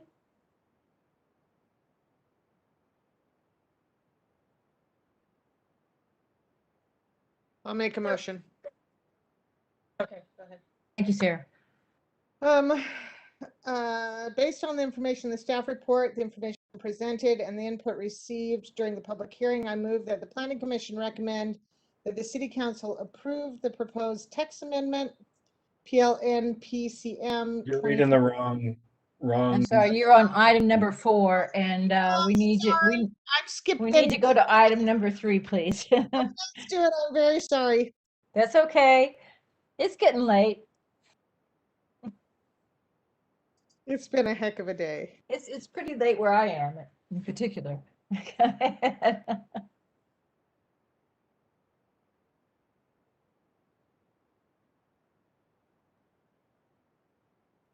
Okay, I got it. Okay, based on the findings and analysis in the staff report, testimony, and discussion at the public hearing, I move that the Planning Commission vote to approve the design review application for the at 2100 2 apartments located at approximately 1967 South, 300 West, file PLN PCM 2021-00204. And is this where you want me to mention Yes. the and delegate back to staff. and in addition, I want to delegate back to staff that within reason, we're not holding to a very specific height. Are you saying 5 feet? Within 5 feet of the numbers list that have been proposed, staff has the ability to approve final designs. Do I have a second for that fabulous motion? I second. Okay, was that Adrian? Yes. Okay, thank you. All right, so I have a motion from Sarah and a second from Adrian. So Marlene. Yes. Maureen, sorry. I'm doing this all the time. Maureen, Maureen. so whatever. I am really sorry. Sarah. Yes. Amy. Yes. John. Yes, for the height. Andres. I vote yes. Michael. Yes. Adrian. Yes. Carolyn. I'll agree. Thank you. We have a motion passes unanimously 8-0, and we are going to move on. And I thank everybody. We are going to move on to our last item of the agenda today. Well, not our last item. Our last item in the public hearing agenda, which is significant water consuming land use text amendment. This is case number PLN PCM 2021-00635. And Daniel Escoverio will be doing the presentation of this case. Perfect. Thank you. Thank you, Daniel. Is that screen showing up? It is. Perfect. All right. So this again is a proposal from the mayor to amend the zoning regulations concerning significant water consuming land uses in the city. So as you know, we're in an ongoing drought, and because of the drought, the city's been looking at water use across the city and things the city itself can do to address water use in the long term. So as part of that, the city, including both planning and the public utilities departments, have been looking at the zoning code and the types of uses allowed by zoning that might use significant amounts of water. So through that, we've identified there are potential land uses allowed in our code that could use massive amounts of water. And though we don't really have a lot of these uses right now, we could see these uses coming into the city in the future. And we don't have a way to say no to these uses, as there aren't any real limits on water use in the city's code right now. So based on that potential, we're proposing a text amendment that would limit the amount of city culinary water that any commercial or industrial land use can use. So the proposal would limit these uses to a maximum of 300,000 gallons per day of city culinary water.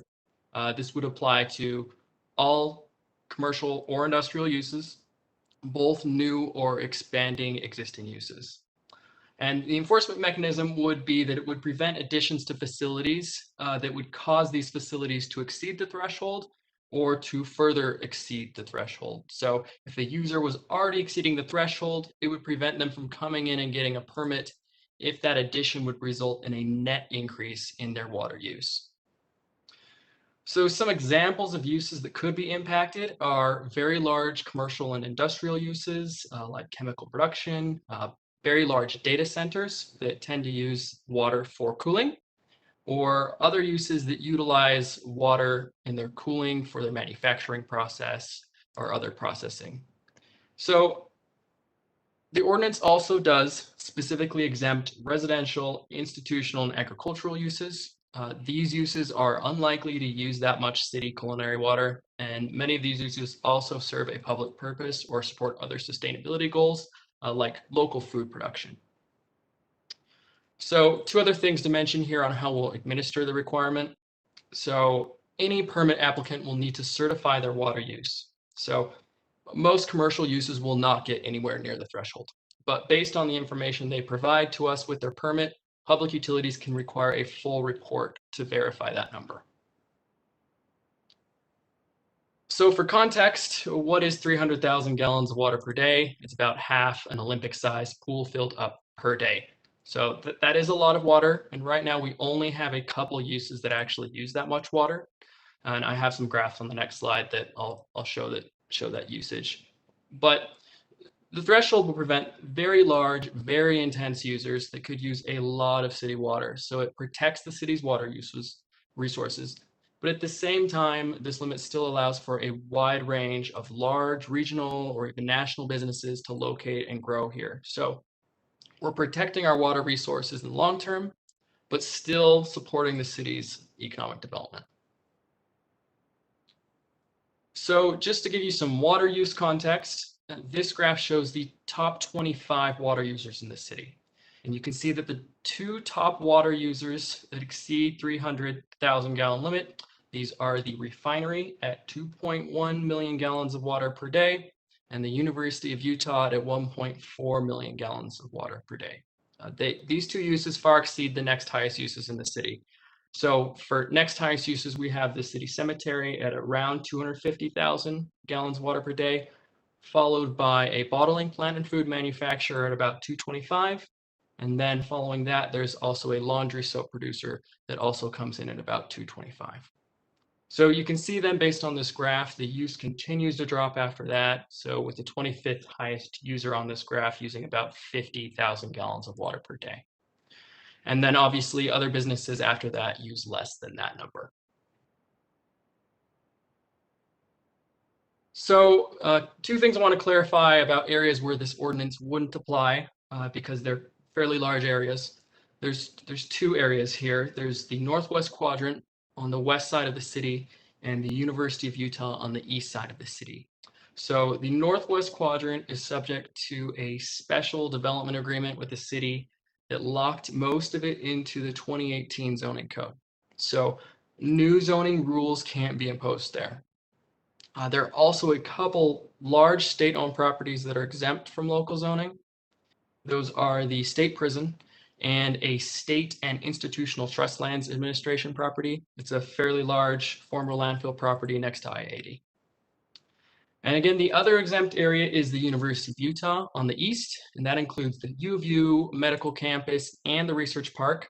And again, legally, the city can't enforce its regulations on state-owned property, so this zoning wouldn't apply up there. And just to clarify, there are some large federal properties over there as well, including the Veterans Hospital. The city can't impose its regulations on federal properties either. So as far as input received, we did receive input from economic development, just noting that it could limit some large businesses from locating in Salt Lake. That is something that we do recognize with this ordinance. We also received input from the city's sustainability department and also the Utah Department of Agriculture and Foods.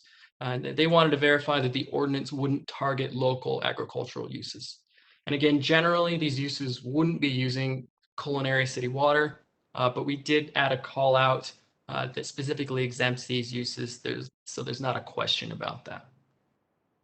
On top of that, we did receive 1 community council letter in support of the proposal.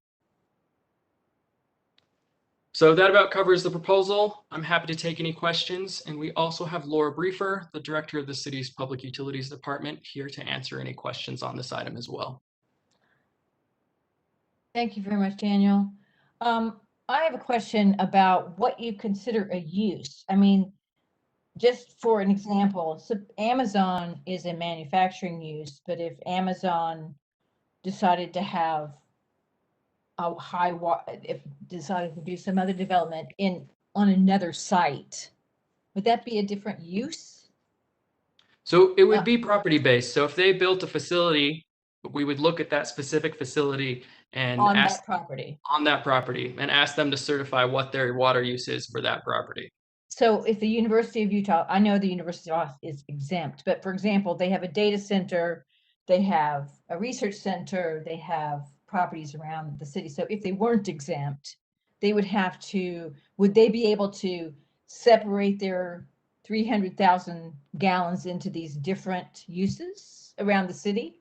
Yeah, so it would be based on that property and that particular use. So we wouldn't sum up multiple properties under the 300,000 gallon threshold. So if we'd I look at wanted the to data center. avoid this and I had a number of different properties not too far from each other, I could build facilities on these different properties. You could, and we generally wouldn't expect that. One example is a large bottling plant, but we wouldn't expect them to just split it off into multiple properties. But it is possible, though. Okay, well, I'm just sort of I was confused about the word uses.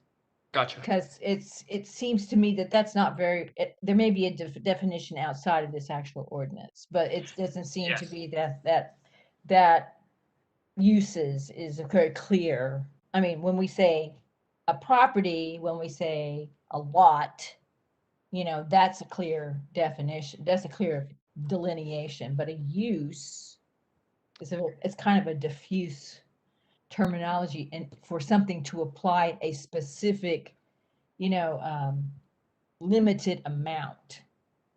Right.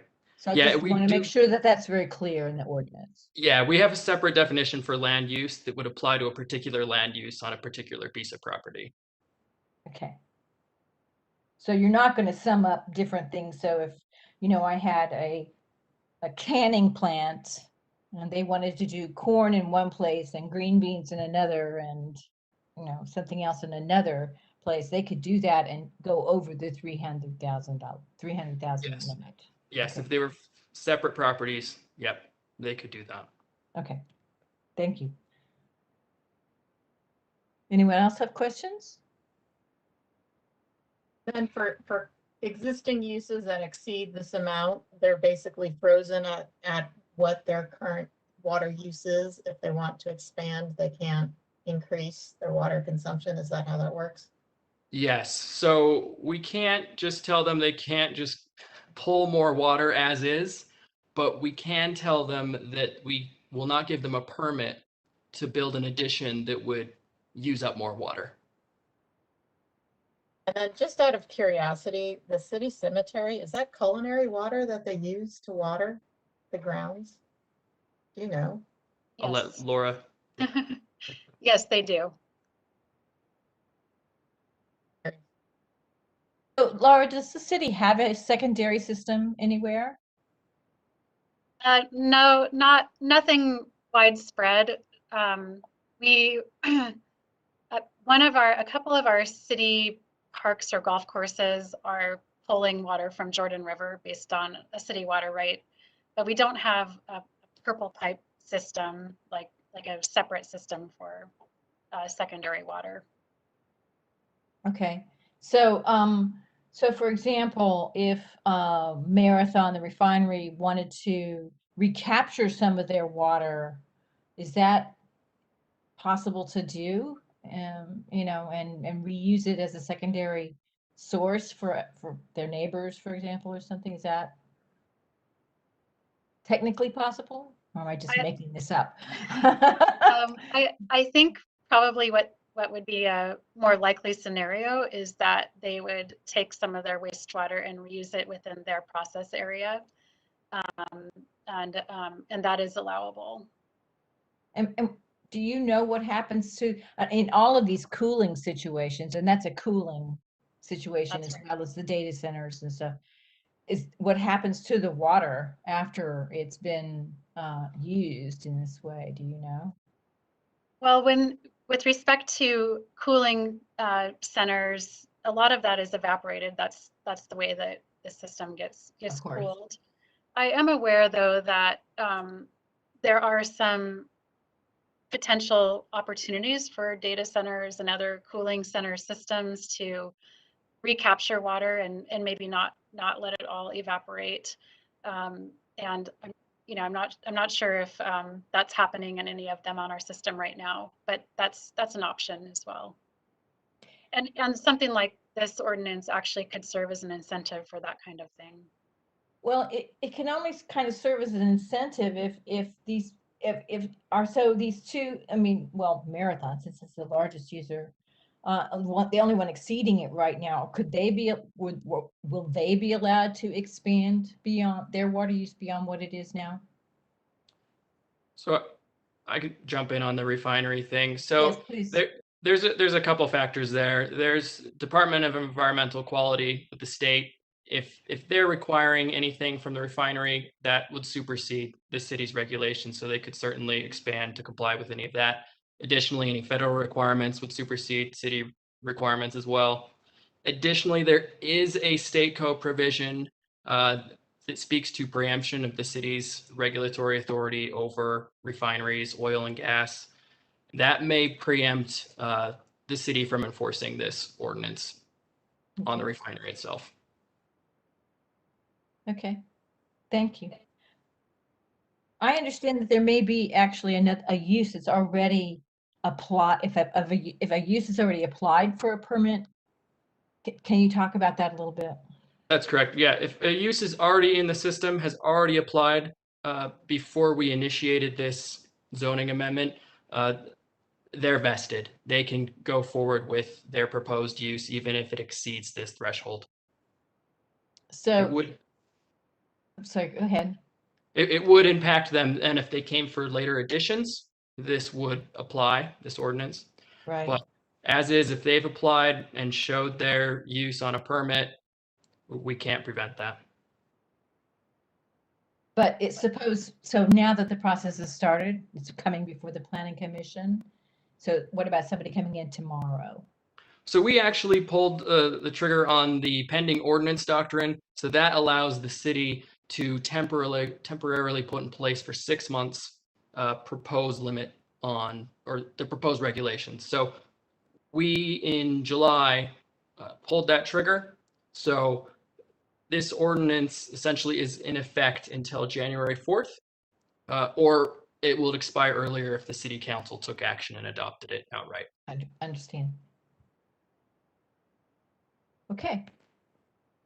So I'm going to go ahead and open up a public hearing for this, unless there are other questions from commissioners.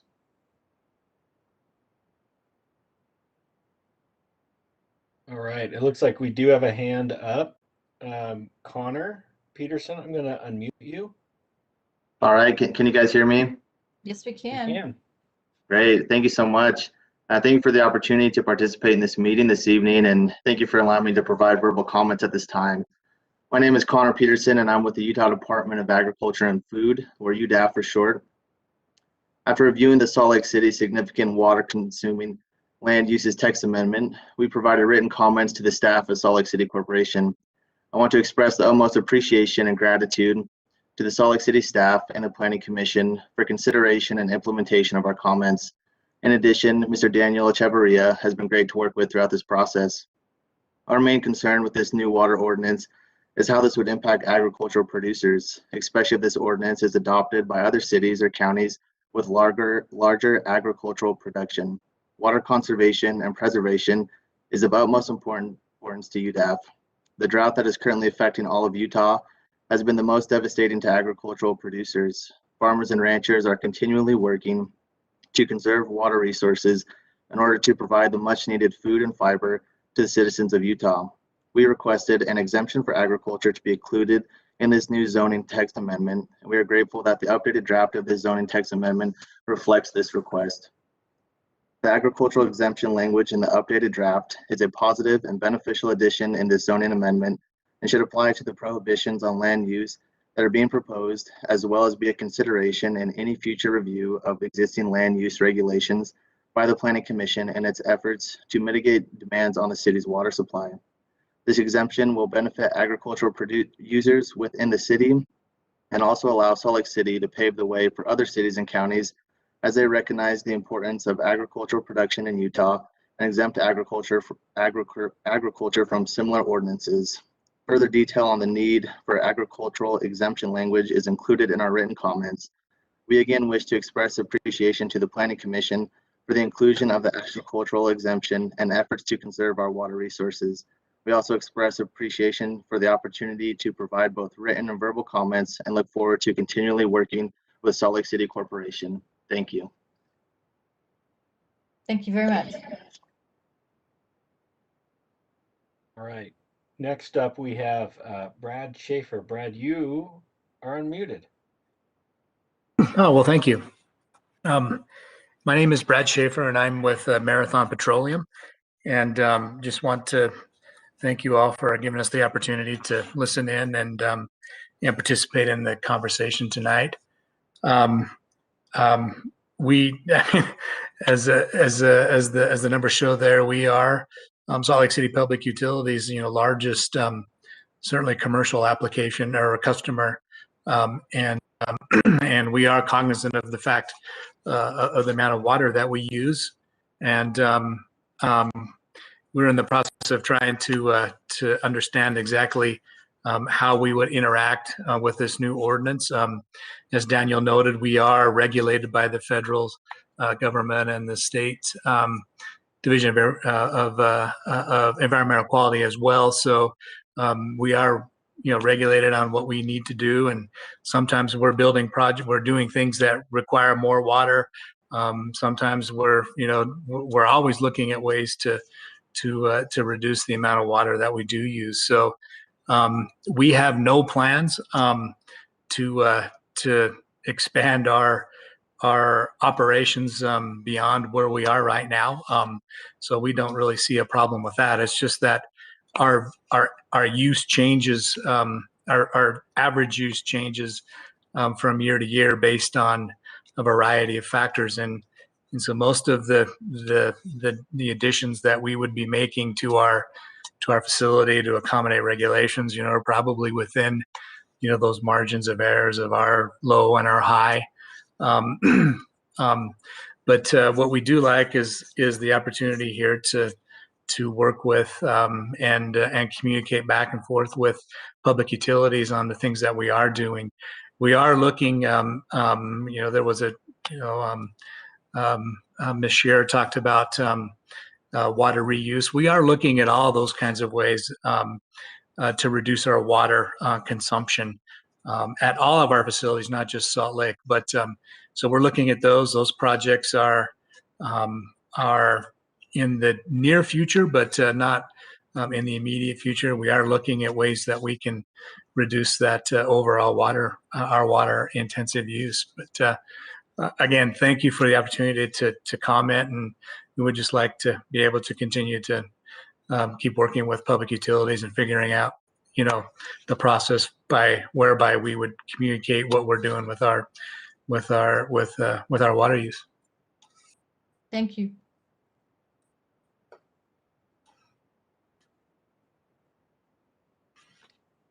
All right. With that, I do not see any additional hands that have come up, and we have not received any emails to my knowledge. I'm going to go ahead and close the public hearing and bring you back to the commission for additional discussion or motion. I have a question for Daniel. And this comes from a comment that we received earlier that was in our Dropbox. Just asking, how did we land on these numbers? How old is the data that that formed these numbers, and are we thinking long term here? Kind of talk through some of those things for me. So I'll ask Laura to also weigh in on this, but the latest data we have is from 2021. It was the first 6 months of use. So that graph you're seeing was January through June. We also attached to the staff report the prior years, just because, Corona could have had an impact on some production. So what those numbers may have varied over the past year, but we have 3 years of data at least to look at, and it's generally in line with the 2021 data. And part of that 300,000 was recognizing that a lot of the uses in the city are below that level, and part of this was really to prevent those very large water users from coming into the city. Those can be million gallon a day new users coming in and using our water resources. Laura may want to weigh in on long-term water supply. Yeah, But, I'm, go ahead. yeah, I'm happy to weigh in on that. Salt Lake City Public Utilities updates its 40-year water supply and demand plan every few years. And we last updated it in 2019. And part of the reason for that was because of the land use changes within the Northwest Quadrant and the new prison. Those were different land uses than what was initially thought to go in that area, and as such would have a different water service character profile. We also wanted to look at densification in the city and population growth.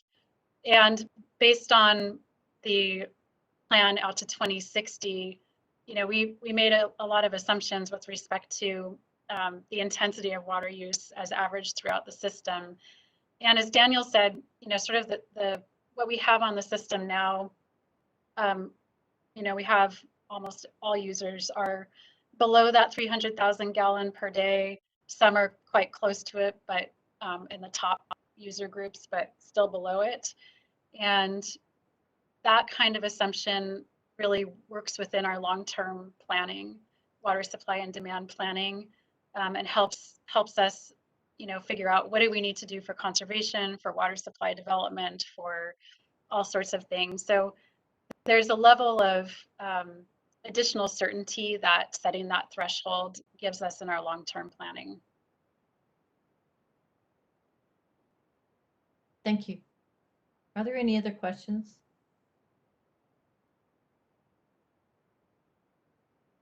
The Planning Commission does not, our task here is to make a recommendation to City Council. So do I have a motion? I'll make the motion. Okay. Based on the information in the staff report, the information presented, and the input received during the public hearing, I move the Planning Commission recommend that the City Council approve the proposed text amendment PLNPCM 2021-00635, significant water consuming land uses text amendment. Do I have a second? I'll second. I have a motion from Maureen and a second from Amy. Is there any additional discussion before we vote? Maureen? Yes. Sarah? Yes. Amy?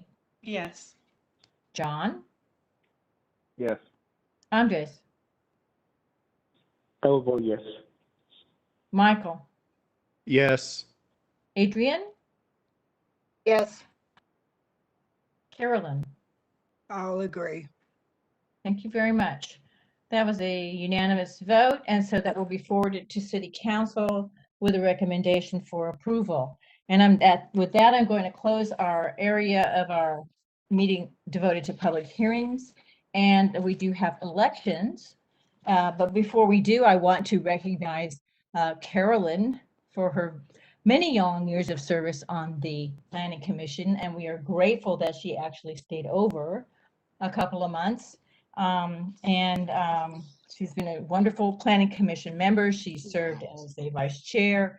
And so I believe this is your last meeting, and I'm very, very happy to congratulate you, and also to say that this is, I'm sorry, is there somebody who's speaking? Who unmuted? Okay, so so we thank you for that service. And so now you can go and enjoy your life. It's been a pleasure to work with you. So our last item on the agenda here is the election of the chairperson and the vice chairperson. So do I have any nominations for chair? I'd like to nominate Amy as chair. I was going to do the same thing. Ditto. Okay, I have a nomination of Amy Berry for chair of the Planning Commission. Amy, do you accept this nomination? Thank you. Yes. Okay, is there any other nominations for chair? Okay, I'm going to go ahead and close the nominations, and we're just going to go ahead and vote on this. I'm going to just go ahead and do a roll call vote, because why not? So, Maureen? Yes. Yeah. Sarah? Yes. John? Yes. Andres? I think it's a great nomination, so yes. Okay. Michael? Yes. Love you, Mom. Adrian? Yes. And Carolyn? No. My last time, I agree. Ah, yes, she agrees. We're so happy. Okay. Thank you. We have just elected Amy Berry as the next chair of the Salt Lake City Planning Commission. And I'm happy to hand the gavel over, although I haven't had a gavel because we have not had a physical in-person meeting since I have been chair. So we'll just have to fist our fists together. So now, do I have any nominations for vice chair? One can nominate oneself. I'd nominate Adrian. No, I was just chair. I nominate John. Excellent nomination. John, do you accept this nomination? I've been thinking about it all day, and unfortunately, with my current role at work is not going to allow me to do that. So I unfortunately can't accept it. All right. I nominate Maureen as vice chair. Maureen, do you accept this nomination? Yes, Thank you. I can do it. Yeah. All right. Are there any other nominations?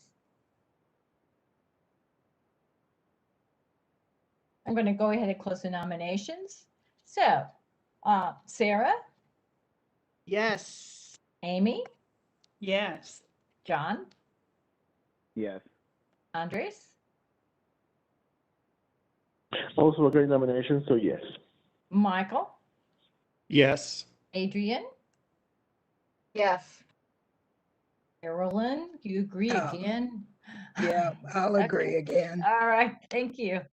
All right, we have a great slate for our next year, and I appreciate having you putting up with me as your chair for this year, this COVID-19 year when things have all been so difficult. Unless there is any additional business, I will go ahead and adjourn the meeting. Thank you. I just want to say thank you so much, Brenda, for your leadership as well. You've done a marvelous job, especially with all the difficulties. But thank you to you, and also Carolyn. It's been great working with you, and all the best in your endeavors. Thank you. I've enjoyed the ride. Yes, Thank I you. concur. I'm going to miss you, Carolyn. I've enjoyed All getting right. to know you. And Okay. working with you, so good luck. All the best, Thank you. Carolyn. You Thank you, as well. Carolyn. Thank you. And thank you. Thanks, Carolyn. Enjoy Where's my- Wednesday nights forevermore. I Yes, will. really. Starting now. Okay. Let's go. All right.